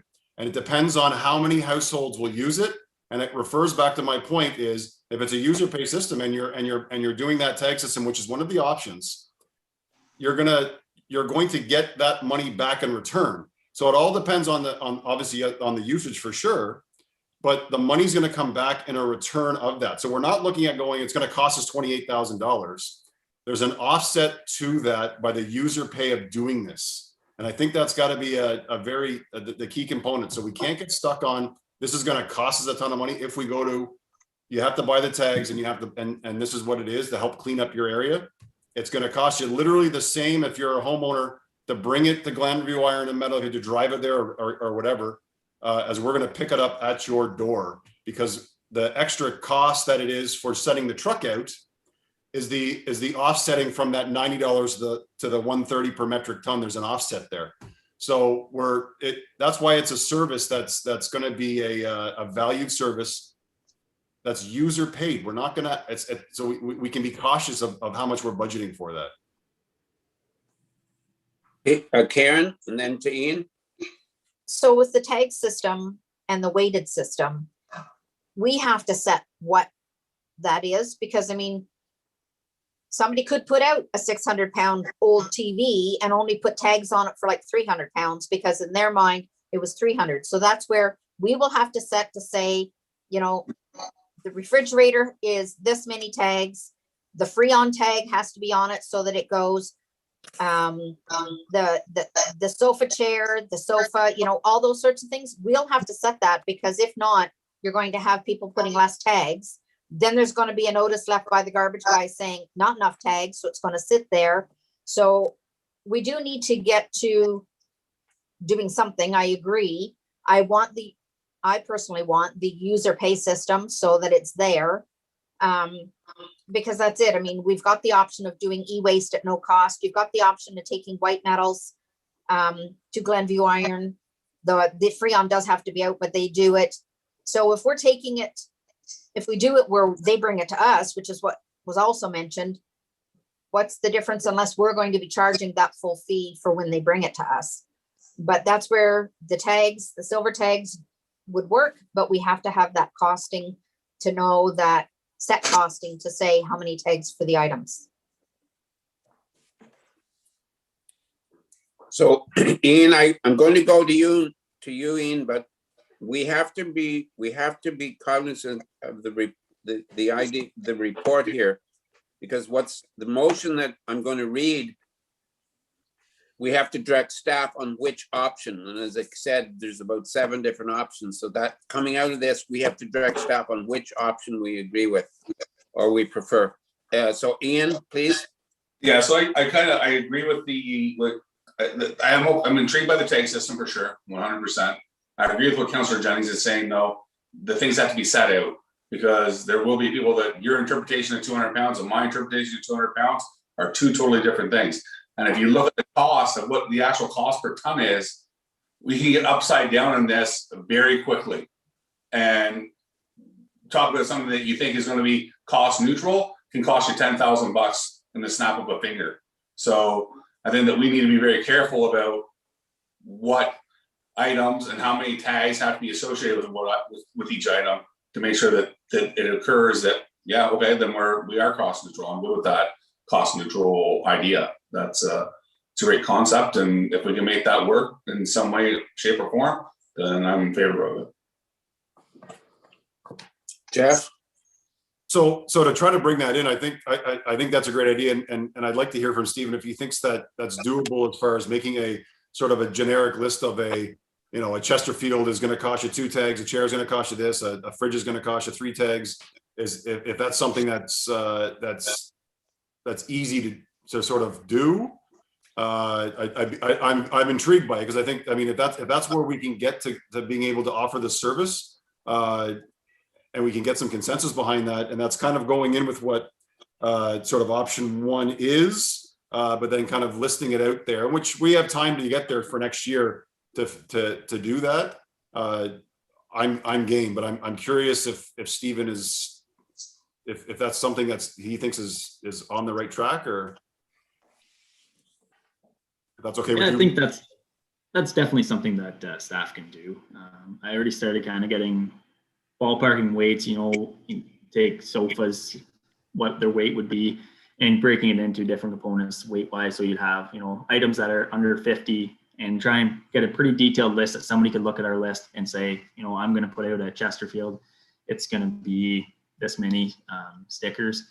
And I was working on that, trying to get that here, but unfortunately ran out of time on that, unfortunately, but I will bring something. If council decides to go with that, I will have that back on report, and we'll go through how the costing will work, the breakdown, and have everything down to kind of finite weight. So it makes it easy for the user to actually use the system, and it takes the thinking out of it for everybody. Karen, So the other component though about the brush pickup. So what is it that we do with that currently? We don't offer brush pickup, do we? Drop off? So we allow under 2-inch diameter, and previously we did bring in to polarize all the material, and currently it's just sitting in the back of the yard degrading, and we have a huge pile that's currently there. So we have no use for this brush that we're taking in on these days.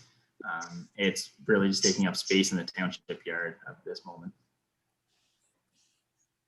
I think Claus was next and then Ian. On Councillor Carroll's, on Councillor Carroll's point, I don't think I'm muted. No, sorry. Councillor Carroll's point about getting a list, and Steve, you mentioned that you would get a list and so forth. Is it necessary for us to make a decision tonight? Could we have that list first before we commit? Because we're talking September before this takes place. Do we have enough time? Stephen? The list would come forward if council was to go forward with the option of curbside pickup. I'd bring back pricing for the silver tag system, and it would be kind of detailing how that cost would work. I believe that there would be no change to the system if on one of the options if it was still a current pickup in September. I believe the curbside pickup would start in 2022. Okay. Ian, did you have your hand up? Yeah, I did. Just a quick question for Steve. I know we're not taking brush right now, and from your understanding that we really don't have a great spot for it anyway. But are we even allowed to take brush? Like, is that that's a C of A? Like, do you need all that kind of stuff to be able to do that? That's a great question, Councillor Straight. I haven't actually looked into the brush component of it. I looked into a couple other things earlier on in my tenure here. I can definitely look at that and see what the risk is in taking that, and get back to you with that. I'm not 100% sure, but does Smith Falls share their composting site with BDD? Yeah, is that correct? Maybe that's something that we could look into as well. Karen? So Steve, Carlton Place also offers with the HHW that compost site. So I know we can't join it, but perhaps you could reach out to them to give you a little bit of idea about the composting that occurs. Because they do the chipper right there. We hire summer students and they do the chipping right there. What happens to it after that? I'm not sure, but. Jeff? Thanks. So real quick, I would say is, I would try to encourage our residents to have little fires and have little campfires with their brush, but I understand it's not always easy. But I would like to say, if maybe I think we're moving in a great direction where I'd like to say, can we maybe go ahead with option 1 and direct Steve to bring back a list as far as the different weights and different capacities, so we can kind of maybe move forward with that. It sounds like we have a pretty good sort of consensus now. If we have that list and we can cost set it out and make sure that we have their weights right, are we game to move forward with this now? Karen? So the one that's going to be held on September 25th still requires tags or dollar value, but I don't think it's at a cost recovery. That'd be correct. It'd be the current system that would be in place there. Yeah, so Karen, you're right. It's not a cost recovery.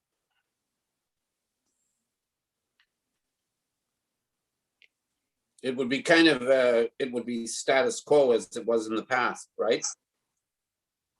Yeah, but it wasn't cost recovery back then either. No, that's right. That's what I'm saying. It would be the same as it was before. Stephen? I could try and accelerate listing if council would like to proceed and try and get a new tagging system brought in for that event. I could absolutely try and do my best to get something together quickly for council. Okay, I don't have the options that I can read out here because I'm looking at the screen on my iPad here, so I don't have the exact wording of option 1. But are we looking at option 1, or are we looking at a combination of a few options? Maybe somebody help me on that. I just can't look at I have to keep everybody on the screen here. So Claus and then Ian. Well, basically, Claus. yes, I would choose option number 1.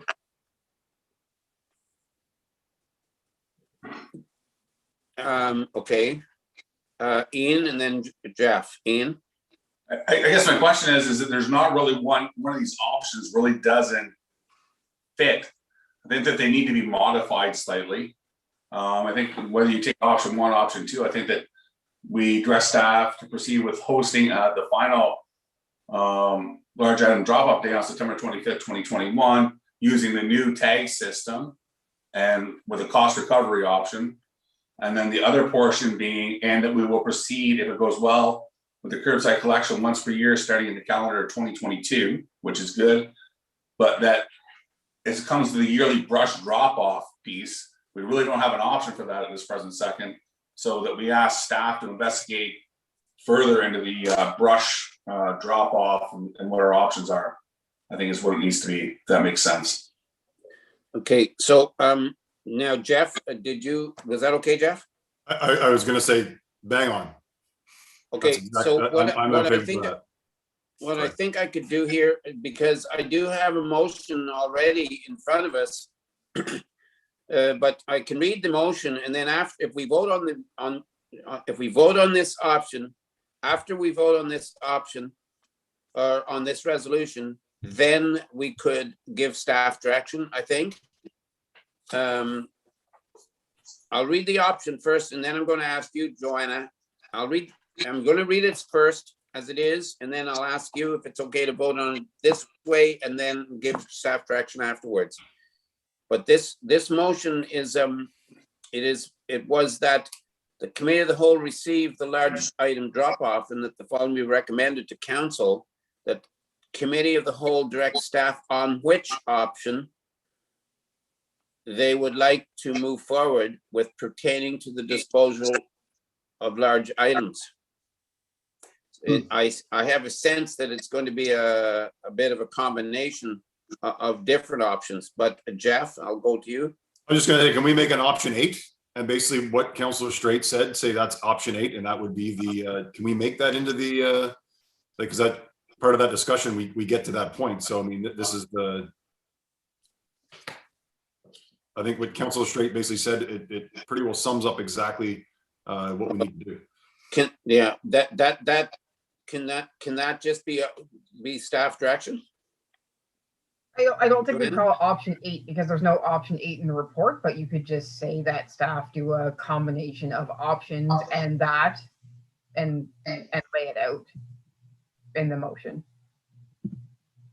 Do you want to word up the motion then the way it should be, Joanna? Because then it would be that, would we just read the new motion and not this one then, or what?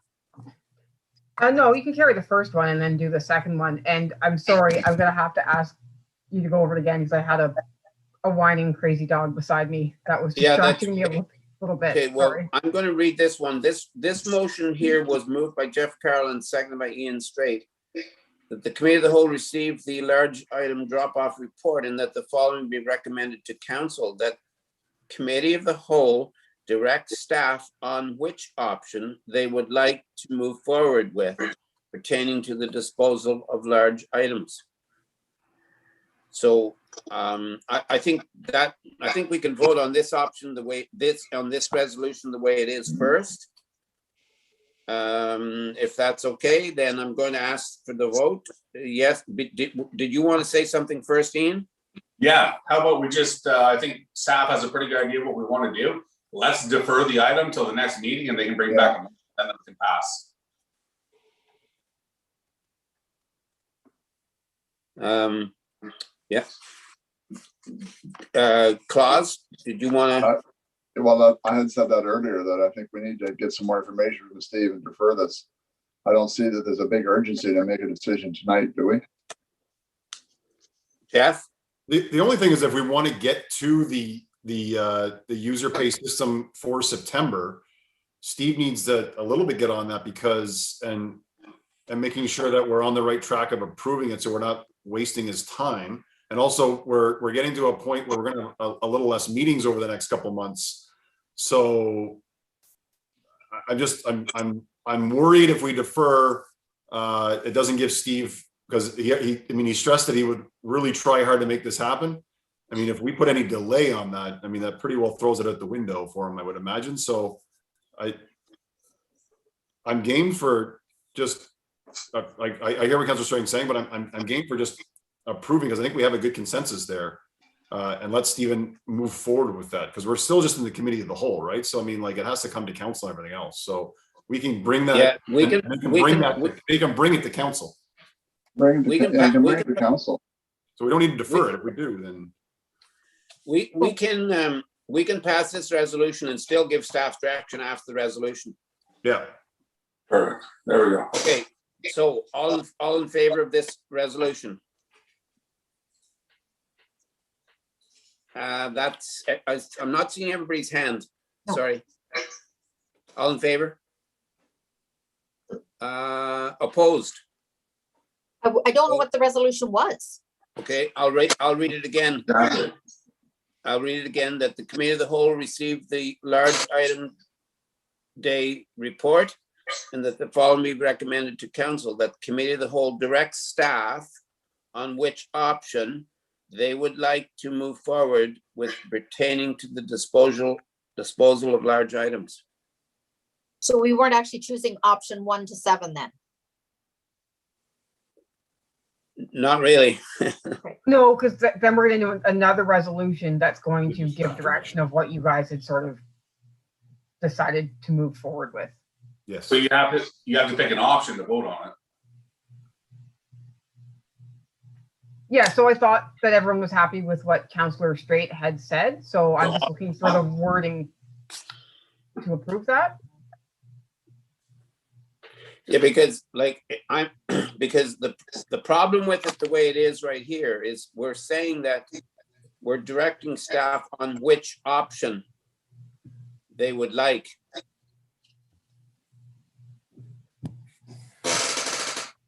So so I guess I think we can still vote on this the way it is, and then we can direct staff after we vote on it. Yes. Why not? I agree. Okay, so all in favor of this motion? We can do it. Sure. Okay, that is carried. Okay, so now we just need staff direction. Just Do you want to word up the proper staff direction there, Joanna, if we can do that? Yeah, like I mentioned before, I was a little distracted with my dog, so I didn't hear the full idea. So if someone wants to repeat that, I apologize, but I will. Yeah. Council Street. Oh, yeah. So Go ahead, Ian. So we give staff direction to modify option 1, that the committee of the whole direct staff proceed with hosting a final lid on September 25th, 2021, using the new tag system as outlined in the report. And that the committee of the whole direct staff proceed with the curbside collection once per calendar year starting in 2022 using the tag system. And the committee of the whole direct staff to continue to look at options to develop a brush drop off for the township. Does that make sense? So this is not a resolution, this is just staff direction. Yes. Okay, so I'm going to go around and ask. So Ian, you've given yours. Jeff? Claus? Yes. Karen? Yes. Okay, so you do have staff direction there, Stephen. Do you want to ask us anything then to make sure that you're clear on everything? No, I believe I'm bringing this forward to the next meeting with the requested information. Yeah. Now, is that which next meeting will that be? Because we've got a special meeting too. We do have a special meeting. I don't know if Steve has time to put that together. You'd have to have it done, Steve, by this Thursday. Oh, Well, that's why I'm asking, because in this staff direction, we're saying at the next meeting, so. I guess if we can change that, just say at a future meeting then, if that'll be clear, if that's better.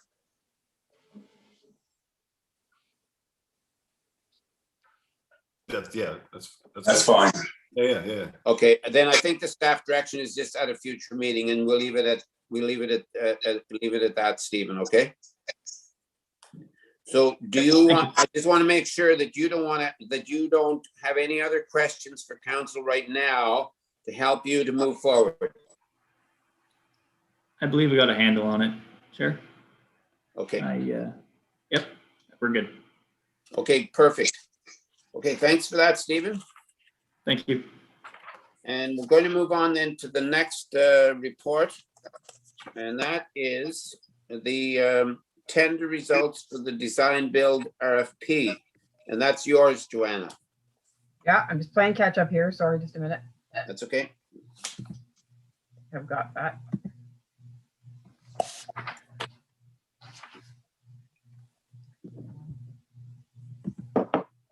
Okay, so basically as a background, council directed staff to put out an RFP for submissions on the design build feasibility study. It was placed on the website, local newspaper, and Bid and Go. We accepted submissions from May 19th until June 10th. We had 27 companies express interest by way of picking up the RFP. However, in the end, only 3 companies did the mandatory site visit. And ultimately, we had 2 proposals provided. Both packages submitted were complete, and there was no conflict of interest. So senior members of staff did review both packages and looked at, they reviewed them and ranked and weighted them based on price, experience and qualifications, scheduling, and designing criteria. So we had one company, DeMarco Construction from Ottawa. They provided a price of $56,000. They brought consultants with experience in architecture, land development, and construction.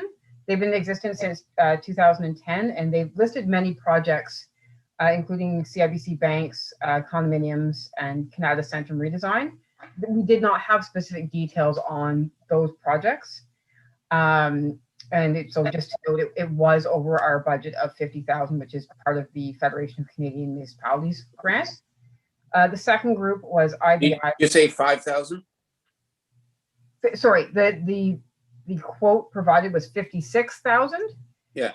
Which is over the grant from the Federation of Canadian Municipalities, which was at 50,000. So there's 6,000 over. Thanks. The second group that provided a proposal was IBI Group, and they are a global firm. They do architecture, engineering, planning, and technology. They operated of Kingston and Ottawa. They listed members of teams that have experience in specifically fire station design, lead certification, civil engineering, traffic consultant, hydrology, structural, mechanical, electrical engineering, and cost consultation. They listed their price at $77,361. So again, over budget.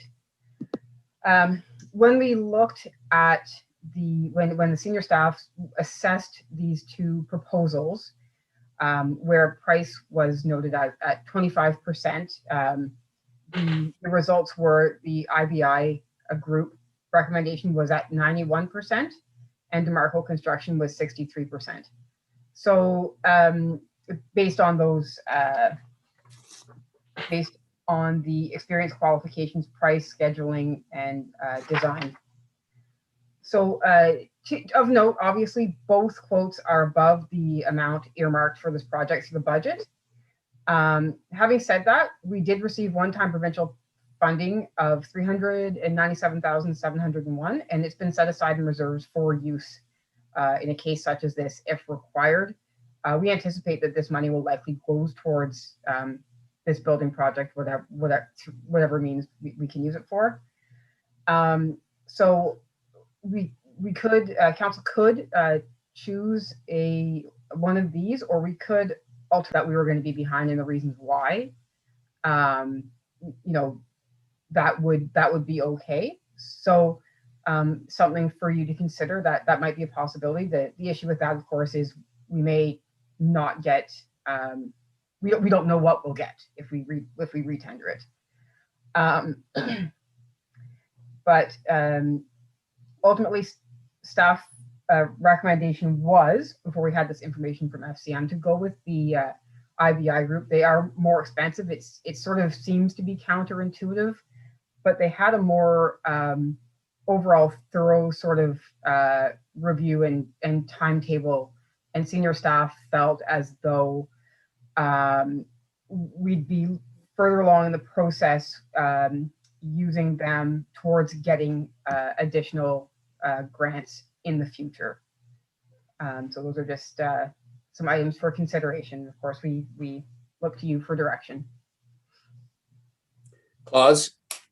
Oh, thank you, Joanna. First off, I don't think we should send it back out for tender again, because we really don't think you're going to get any more than what you've got.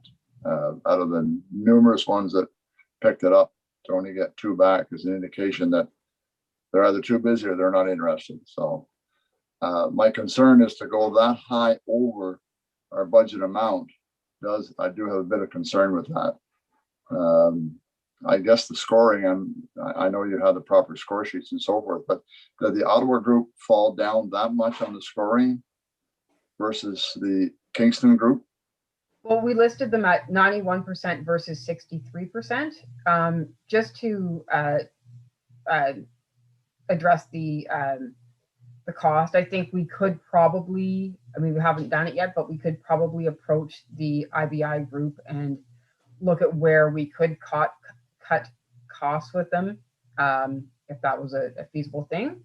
But there was a distinct difference in how they were rated, but the cost is higher than we were counting on in both cases, but particularly with the IBI group.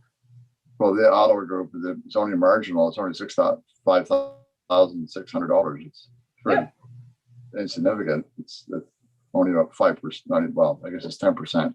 Just to me, it's not unheard of. But I don't know. I just feel that the cost difference is going to be difficult to justify. What did you say the difference was, Claus?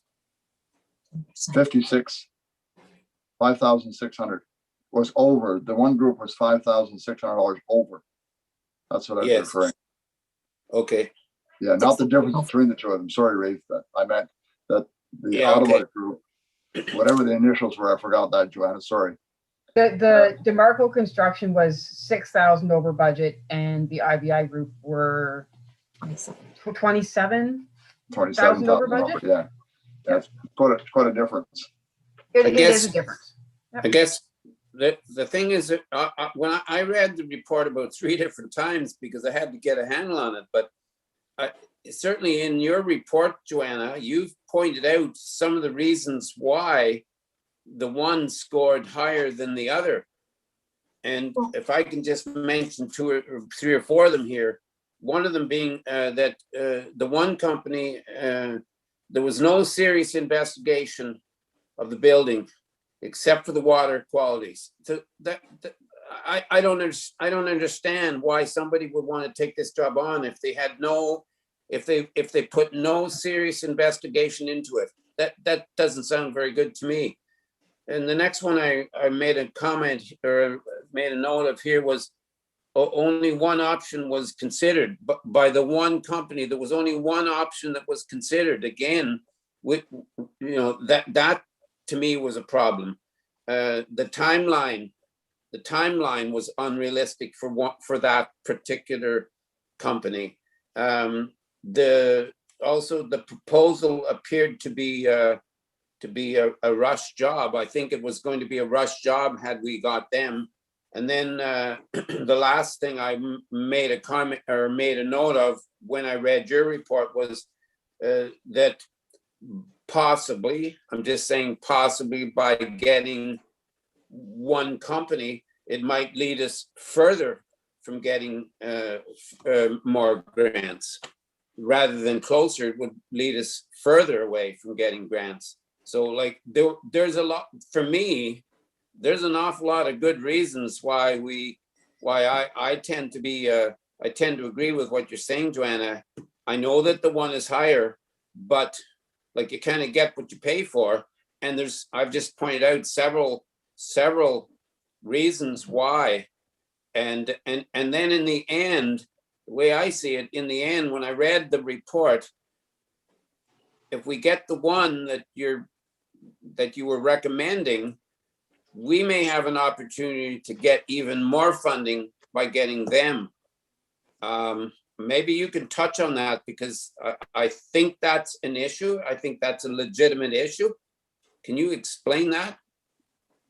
I think senior staff felt that there was maybe a little more by way of, there's a list in the RFPs of timelines and various tests that were to be taking place.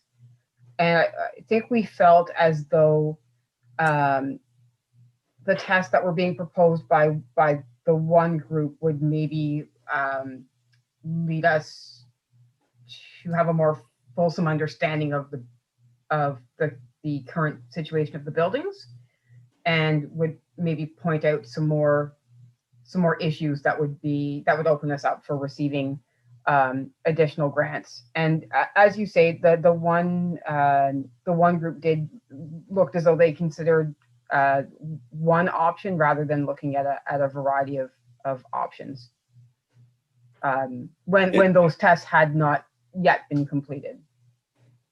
Thanks. Karen? Did DeMarco show up for the site visit? Yeah, only people that showed up at the site visit were considered, because it was a mandatory site visit. So you're saying both of these showed up for the site visit? Yes. So they've seen our buildings to do their report? They've seen them. There's been no investigations done, because that is currently part of the RFP. But they saw the buildings the same as the other companies saw the buildings? Yeah.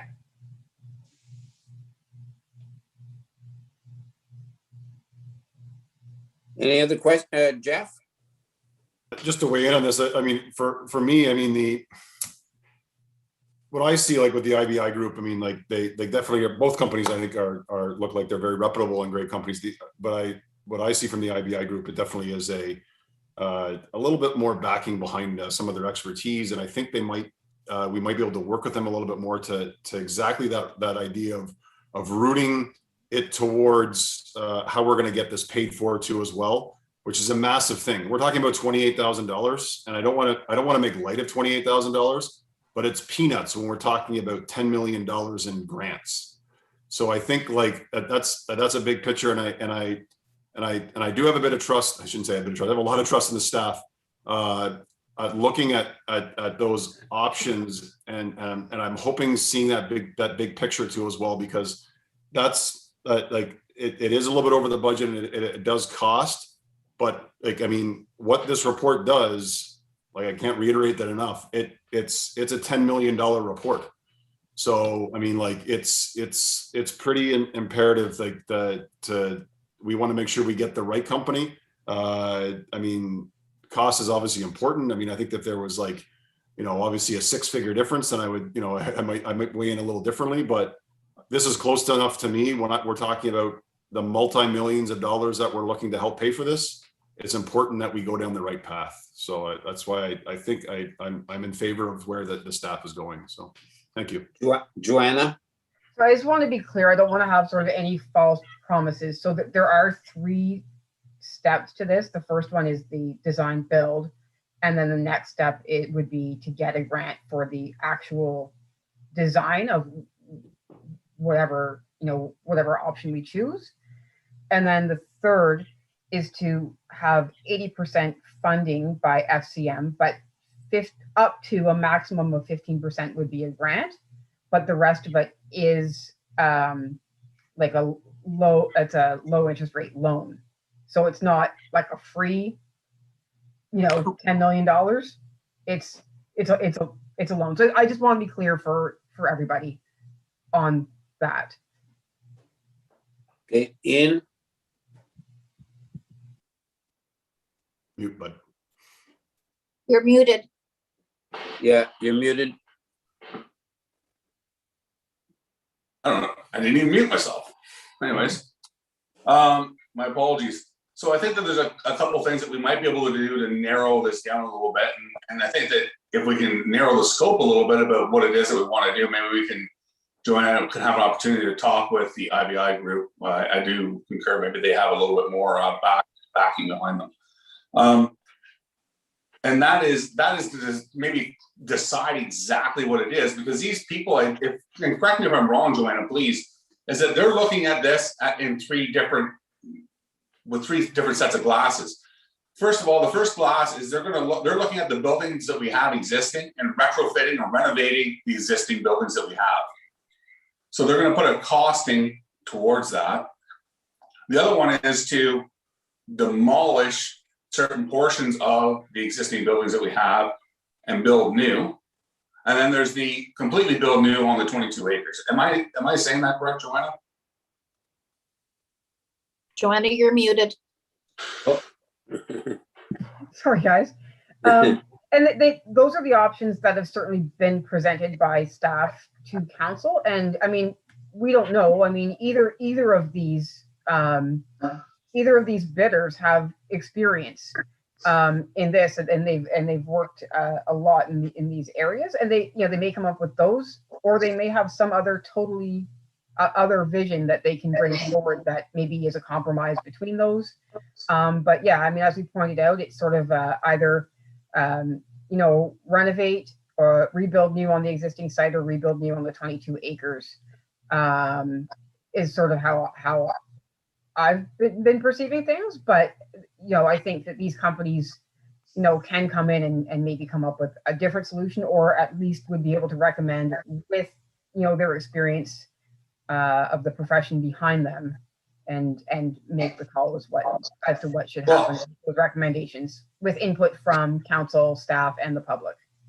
Well, I think that from my point of view, if you read the FCM requirements to get this grant to start with, to go through and attempt to renovate the administration building to get money for that building, you might as well rip it down and start fresh. So I'm not in favor of spending taxpayers' money to look at an option that isn't even going to be feasible to meet the requirements of the grant. Because most of what this grant is looking at is energy savings. And you're going to have to strip the whole building down, do all kinds of work to it, and to attempt to get an old building up to some kind of level of today's code and agreement and energy efficiency and everything else. Like the walls might not even be thick enough to put enough insulation in between to get to the R value that you might need today. So to ask them to even go through that is a little bit, you're just waiting. From my point of view, you're wasting money. So I'm not interested in attempting to get the grant to attempt to save the front of the administration building. If we want to build on the site that we're at, rip the front of the administration building off and build a new one there. Do the retrofits that you can do to the rest of the building and to the public works building to make them up and bring them up to the energy efficiency levels that are required within the FCM proposal. And I think that those things are easily accessible, or go build on the 22 acres, whichever one is more feasible. That's the first thing. The other thing is what you kind of touched on, Joanna, is that we have to, I don't foresee this. If this is a $10 million project, then I think that we need to pump the brakes here and go back and start looking at what it is that we're doing. Because there's no way this project should cost us $10 million. Absolutely not. And when you start looking at the grant requirements, and even if we use $10 million, we'll use $10 million as the number. The grant that we're applying for only covers 80% of that. All right, so they'll give you actually, let me rephrase that. They will give you funding at a low rate for 80% of it. 15% of the 80% is a grant. So on a $10 million project, the most you're going to get out of them is 1.2 million. The rest is coming out of your own coffers. Am I correct in saying that? I believe it would be a 15% would be a grant. 15% of the 80% would be a grant. The other portion of that would be a low interest loan, and then we'd have to come up with the rest of it. Exactly. So what you're paying, the most you're going to get out of this, if this is $10 million projects, if you meet all the requirements, you get the maximum value or the maximum percentage, which is 15 points, is 1.2 million. The rest of it, we're on the hook for. So I think that we need to really focus on what it is that we're doing here and not go fishing in the weeds, and have a very clear scope, making sure that these people are going down the right path to make sure that it's something that they come up with at the end of the day that is affordable for us. I'd like to make a comment now also, that the problem that I see here is that we haven't seen any costing yet. So whether we go retrofit, demolish, renovate, 22 acres, present site, whatever we do, we haven't seen the costing yet. So the way I see it is we need somebody to give us some kind of costing so that we can then maybe make a decision. Because right now, I'm sure that if you asked all 5 of us, we would want something slightly different. But I'm not sure that any of us want to make a decision because we don't have the costing in front of us. Joanna? So at this point, we can't get to the costing because there's been no. You need to get the studies done to get the current. That's exactly where I was going. To decide, then what direction we're going to take. Then you would need to get, drawings designed of the proposed building. At which point, down the road, you would be able to get costing. You could maybe ballpark it, but I think again, different people with different experiences would come up with different numbers. And it depends upon, the site, the capacity of the site, the issues that you might run into with it. It's very site dependent and project dependent. You're not going to get any costing necessarily with any real consistency or accuracy. But is that not why? It's millions. We know it's in the millions, but that's about, where we're at. But is that not? I mean, my idea all along was I thought that was the reason why we wanted to have a study done. I thought that was one of the main reasons why we wanted to have the study, so that maybe we would have some kind of idea about costing. Right. This is the beginning of the process to determine the costing. Exactly. Ian? So just to clarify, I guess, my understanding of this right this present second, again, Joanna, correct me if I'm wrong, is that this costing does not necessarily include any drawings. Is that correct? This would be likely a conceptual drawing a stage. So we would, again, get the current assessment, deal with, health and safety issues, that type of thing. Then they would recommend, you move to the 22 acres, or you stay here and you renovate, or you stay here and build new, or whatever it is they're going to decide. And then they would likely do some sort of conceptual plan as to what it could look like, and the building envelopes or where it might sit on the site. But that's where that would end. The next stage would be, it would be presented to council and the public. A decision would be made as to, whether you wanted to accept their, the professional opinion or not. And then we would go to the next part of the potential, next part of the grant, and have the design for the building or buildings done. And then the next step after that is when you get to the costing. But you're making a decision based off of rather than sort of speculative guessing as to what the problems may or may not be in the building, you're making it based on, professional knowledge of people who do this daily. A follow-up, Reed, if that's possible. Yeah, sure. Yeah. We've already got some preliminary costings last year from McIntosh and Perry. Is that correct? Yeah, in the building assessment, yeah, they did give costings. As I mentioned in the building report earlier, I think those would be doubled at this point with the cost of construction, perhaps. I mean, again, I'm not a professional, so I don't know.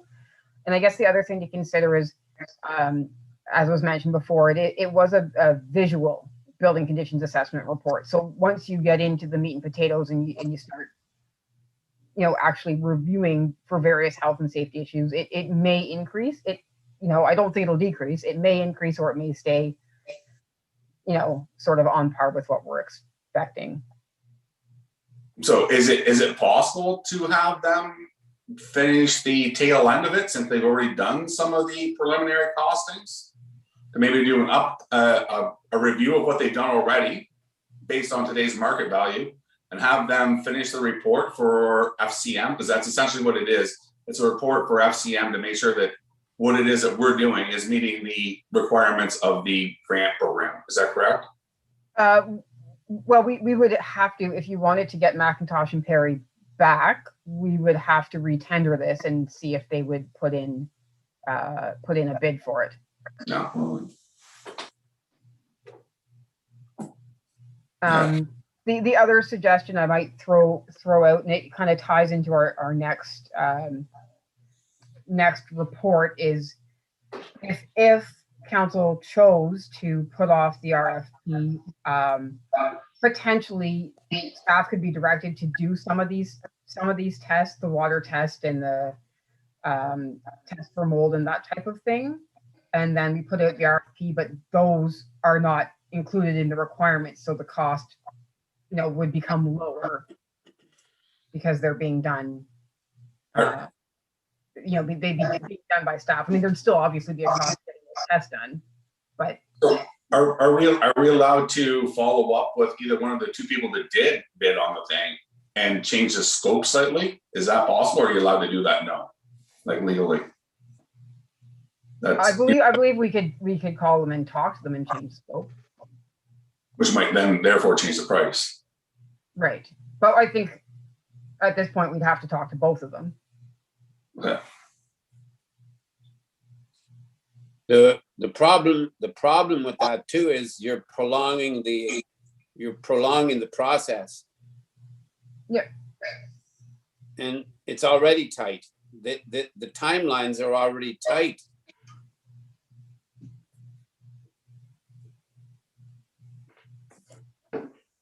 Karen and then Claus. But Joanna did say that FCM said we can apply or advise them why we need to extend it.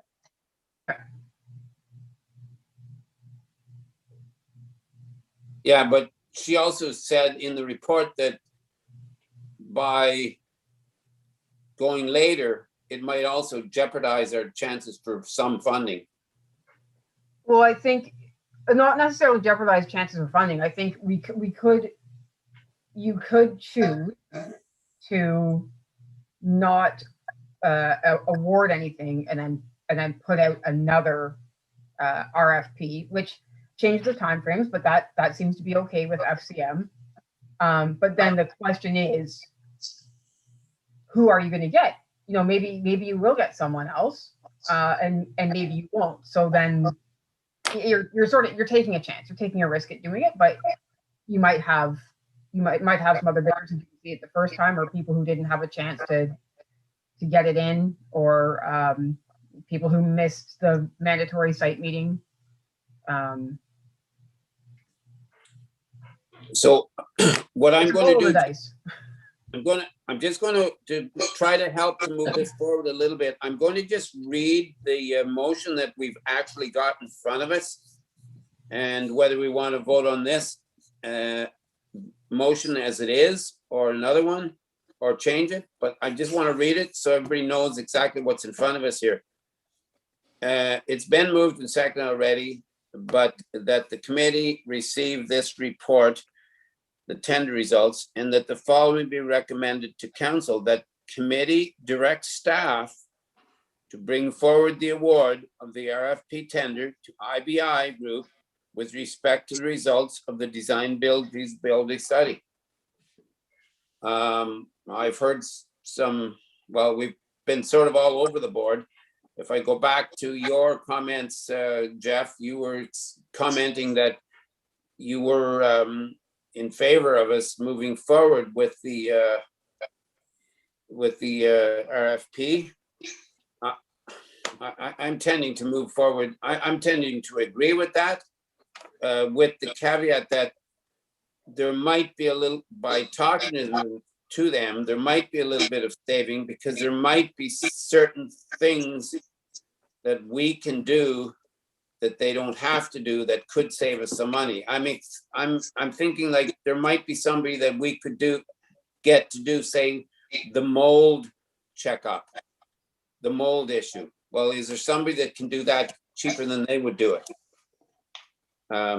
That's just a question on my part. But anyways, I just wanted to let you know what this motion is in front of us that we may or may not be voting on soon. So, Claus? Yeah, I agree with that suggestion that Jeff made and what you said too, Reed, because when they send out this mold assessment, they're sending it out for a third party, and that just escalates the price. So if we can do that in-house, and same with the water testing.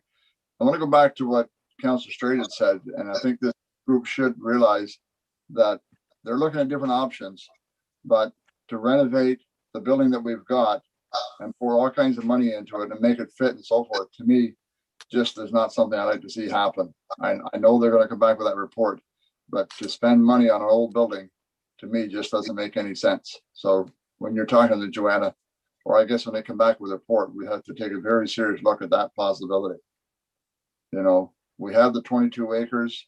It's an ideal spot to build something brand new on. Okay, thanks. Well, when you're saying that, Claus, were you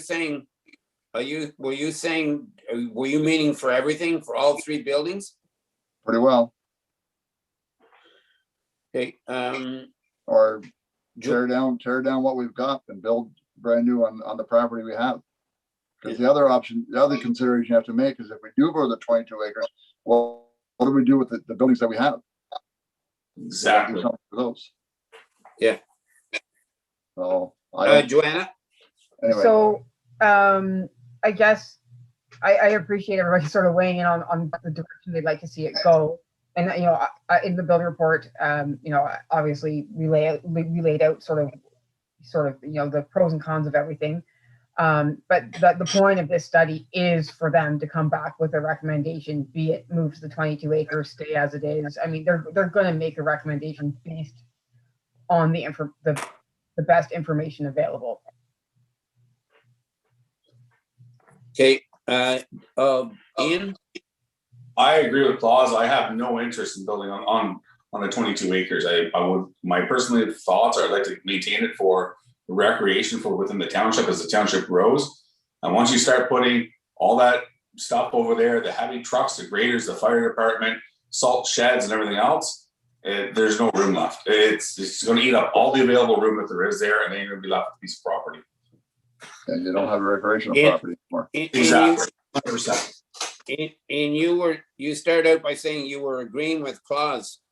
I agree with what the statement that Claus just said about demolishing or the existing buildings that we have there and fixing what we have. There's a lot of what I'm saying is I think you started out by saying you were agreeing with Claus, but Claus, I thought that I was reading what you said, I was reading to mean that you were promoting the idea of moving to the 22 acres. No, I'm not in favor of moving 22 acres. No. I mean, I'm talking to Claus. I mean, Claus. I thought that's what you were saying, Claus, that you were interested in moving. No, I wasn't interested in moving 22 acres because if we build on the 22 acres, which was set up as a recreational 22 acres, we still have future plans for that, I would hope. So my thought is to demolish the buildings we have and build brand new. Yeah, the fact of the matter is, just to be clear, the 22 acres were not bought to be set up as a recreational place. It wasn't bought for that reason. It was bought to put up what we're talking about. That's why it was bought. It wasn't bought to be a recreational facility or a recreational, even an outdoor thing. That's what it was going to be if it had been stayed in the hands of the school board. But when we bought it, when the municipality bought it, we thought at the time that would be a good place. I'm not saying we should or shouldn't move the buildings over there, but we bought it so that would be a place for the new whatever administration, fire hall, public works. That's why it was bought. Can I just, Joanna? I just want to interrupt here because I feel like we're maybe getting a little bit off track. So, Yeah, we are. because again, like I just said, it's great that everybody wants to weigh in now on where we want to go and what we want to do. But the point of this was to, get this RFP for them to do the professional assessment, for them to tell us choice A, choice B, choice C is the option, and here is why. And then, council can say, well, go fly a kite, we want to do something else.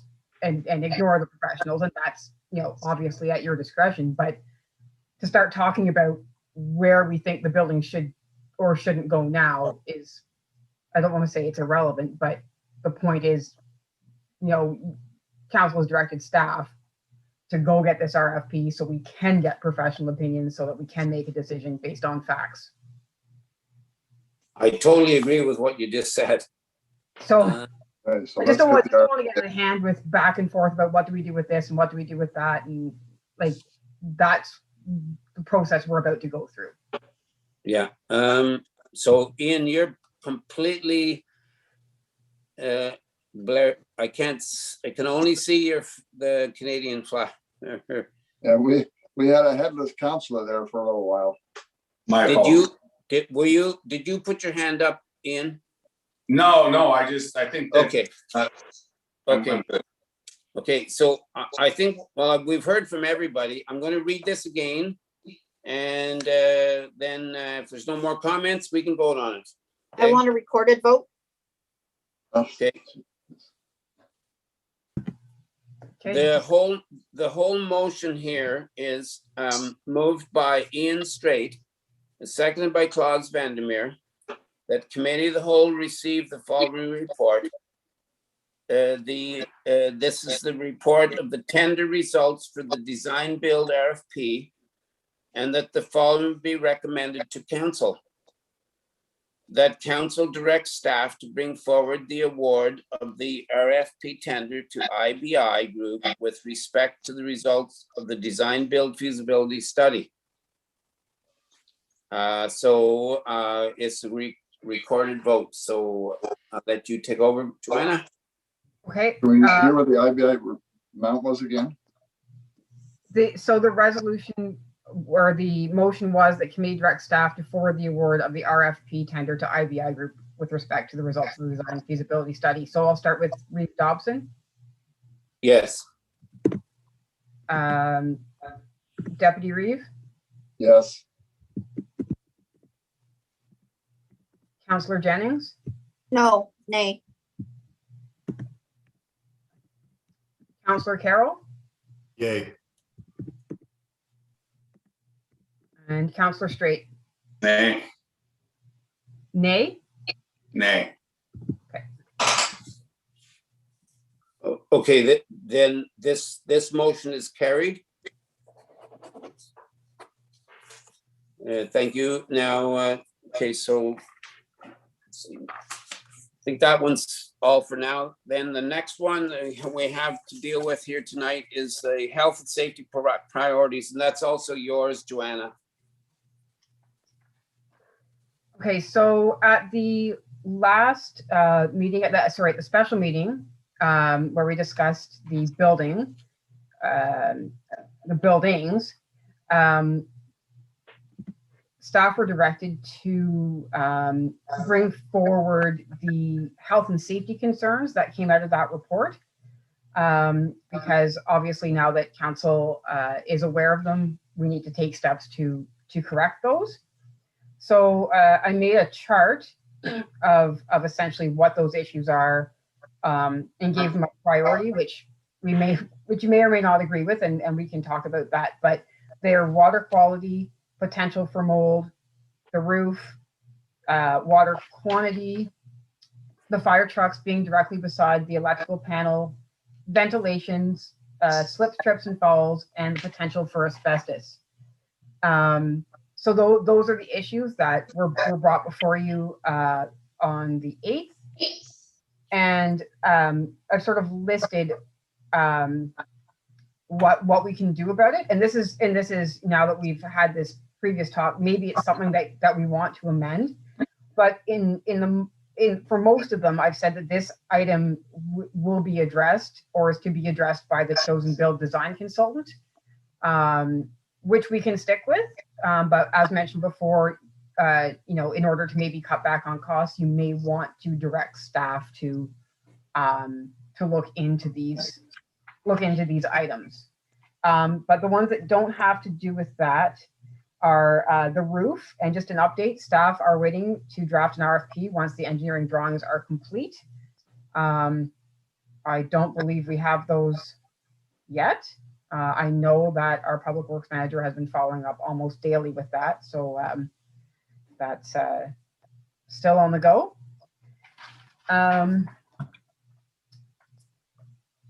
And with respect to the fire trucks directly beside the electrical panel, that council directs staff to draft an SOP that directs firefighters as to the appropriate procedure for backing up trucks. For example, one person to guide the truck in the bay. Now, I know, having spoken with the fire chief, that is, verbally out there, everybody's aware of that, but we need to get that into a standard operating procedure so that it's written down and we have good guidance on that.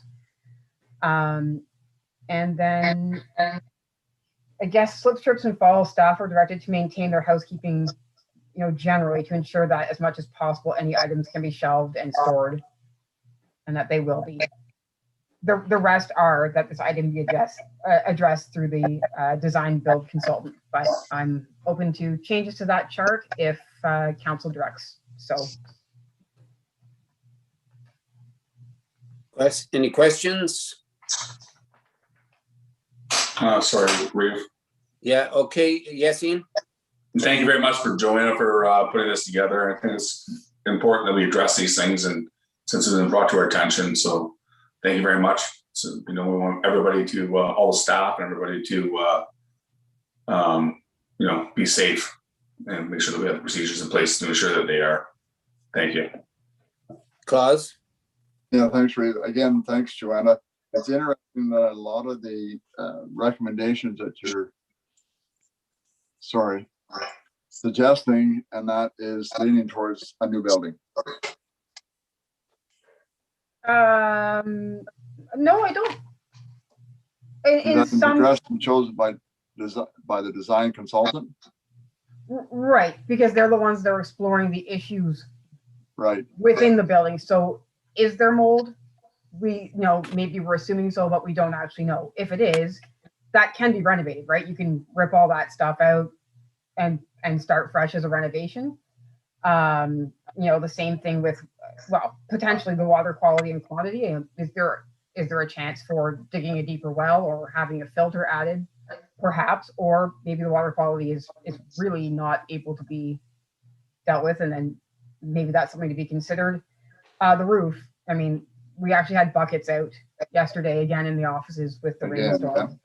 But things like, I think, recognition that larger buildings are required to accommodate fire trucks and for space. And again, that can be for either a new build or for a renovation. I think it's the point is that it's part of the RFP, so we get the information so we can make that decision based on fact rather than assuming. Yeah. Thanks. Joanna, I have a question. I've just thought about, now that we're talking about like testing for water and mold and so on. I guess because I think there's still a fairly big question in our mind. Like right now, we've got 2 septic systems, right? And so I think there's a question right now, okay, do either septic systems work or do they work properly? Can we get away with one bigger one, or do we need 2 smaller ones? And so I guess my question generally is that something else that should be looked at here? So there's other items I could have put on here, for example, historical documents in the safe or septic systems. I didn't consider either of those an immediate threat to health and safety. Certainly something that needs to be explored, certainly something that would be done by a consultant as part of the assessment of the current state of the buildings, but not a direct health and safety concern, which is what the topic of this report is. Okay, and my second part of the question is, what about accessibility? I'm talking about doors. Yeah, I will be honest, I am lacking in my knowledge of accessibility. I guess that could be a health and safety concern. Again, that's something that would be addressed in the through the RFP, through the chosen consultant. They would be looking at that regardless. And to be quite honest, I don't know if there is a fix that staff could work at or do any quicker than the consultant in that regard. We just don't have the experience or the knowledge on staff to be able to deal with that. Okay, thank you. Any other questions then? Okay, I see no more. I have a motion here. I was moved by Jeff Carroll and seconded by Karen Jennings that the Committee of the Whole receive the Health and Safety Priorities Report and that the following be recommended to Council. That Council directs staff through chosen design build consultant to proceed with the proposals as outlined by priority in the report, including test for water quality, begin a hydrogeological assessment, begin an indoor air quality mold assessment, begin a test to confirm presence of asbestos, and explore ventilation options. Further, that Council directs staff to ensure appropriate housekeeping. Karen? Why are we wasting the money if the review ends up coming back that you're building brand new on the 22 acres, or even demolishing the buildings that exist and starting over? Is it not a little excessive? I mean, you can do your own mold by having an HVAC company come in and do the testing. We can do a water review ourselves. So I don't know whether we need to get into all this, doing this when we're still waiting on the first thing of the design build. Right. So that's sort of what I was suggesting. We did originally have that we could have this addressed by the build design consultant chosen, but because of who we've chosen, at their price point is significantly higher than expected. I'm sort of now recommending that we have this decision, that maybe it's something that we can cut from their work and have staff do. So we can go one of 2 ways. The original recommendation is that we get the consultant to do it. But if we're looking at choosing IBI group and we want to cut costs, you can direct staff to do all of these things. And we're either way, it can get done. I don't see any further questions. So to be clear, just the way it's written right now, it's that the RFP consultant do it. If you wish to change that to cut the cost back, we need to change the motion.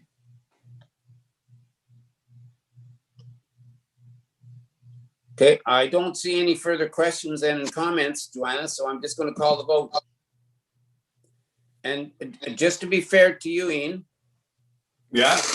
Just to be fair to you, I just want to be fair here because I'm just seeing like a bare. Oh. I'm just not. Light. Okay, that's perfect. I My just apologies. didn't know. I just wanted to make sure that I could see you clearly, okay? Yeah, it's a light over my head. My apologies. Okay, no problem. Okay, so do you want me to read this again or is it okay? I've read it all pretty clearly then. That motion was moved by Jeff Carroll and seconded by Karen Jennings. All in favor? Opposed? Okay, this is carried. Thank you. Now we're moving back to the agenda for a sec here. Sorry. We have no reports of committees, no petitions, motions, no motions, no unfinished business and other business. And before we adjourn the committee meeting, do we have any questions from the public? I do have, oh, go ahead, Christy. I just have the one question, but I didn't know if you were going to read it. Okay, I have, after listening to the health and safety concerns of staff, would it not be advantageous to hire a handyman 1 or 2 days a week to fix building problems like caulking, windows not opening, etc.? And could staff not purchase 1 or 2 portable sheds to clean up existing excess items?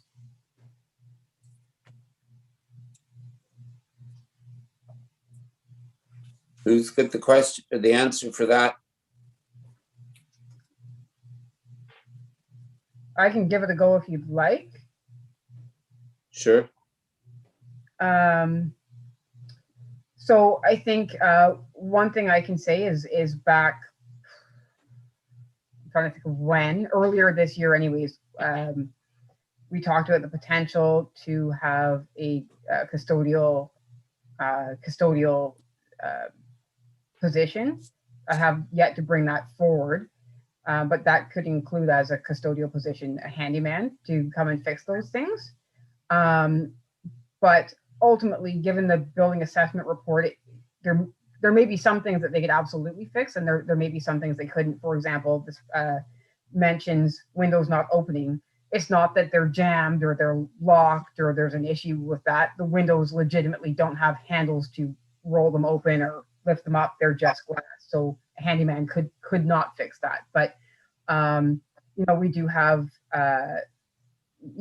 we have people on staff that help us fix day-to-day issues as they come up. But some of these issues are fairly major. But it's a suggestion for council for sure. Could staff not purchase 1 or 2 portable sheds to clean up existing excess items?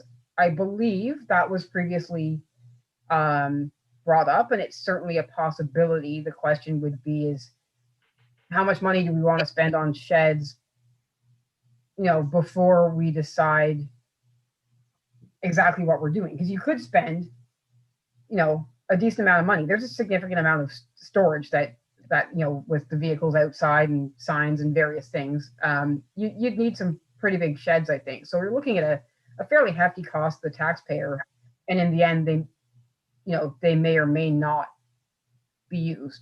That would be my take on it, but I leave that for council to jump in and take a stab at that. Yeah, I think that's fine then. Unless anybody else has anything to say. Good answer. Okay, so any other questions there, Joanna? I don't see any. Christy, do you have anything else? No, I don't. Okay, then thank you then.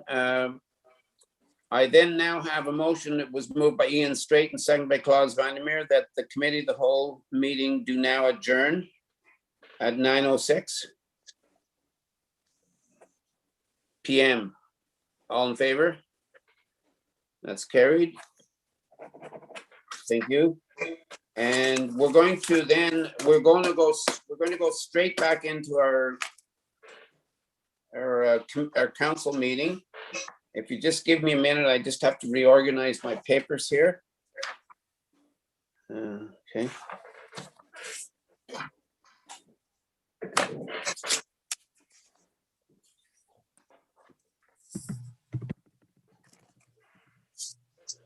I have a motion. It was moved by Ian Straight, seconded by Klaus Vandermeer, that council reconvene at 9:07.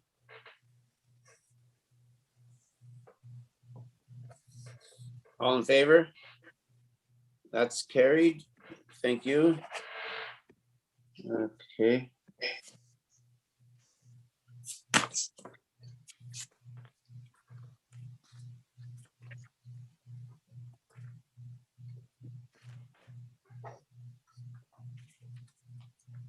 My next motion here was moved by Klaus Vandermeer and seconded by Jeff Carroll, that this council moves into closed session as per S 239(2) of the Municipal Act S 0/2001 in order to address 4 items.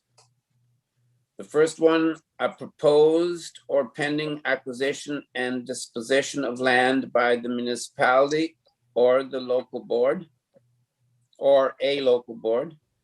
Number 2, a proposed or pending acquisition and disposition of land by the municipality or local board. Next, personal matters about an identifiable individual, including municipal or local board employees. And finally, personal matters about an identifiable individual, including municipal or local board employees. Those 2 are the same. Yeah, there's two items. Okay, and more specifically, personnel matters about an identifiable individual proposed acquisition of land. All in favor? It's carried. Thank you.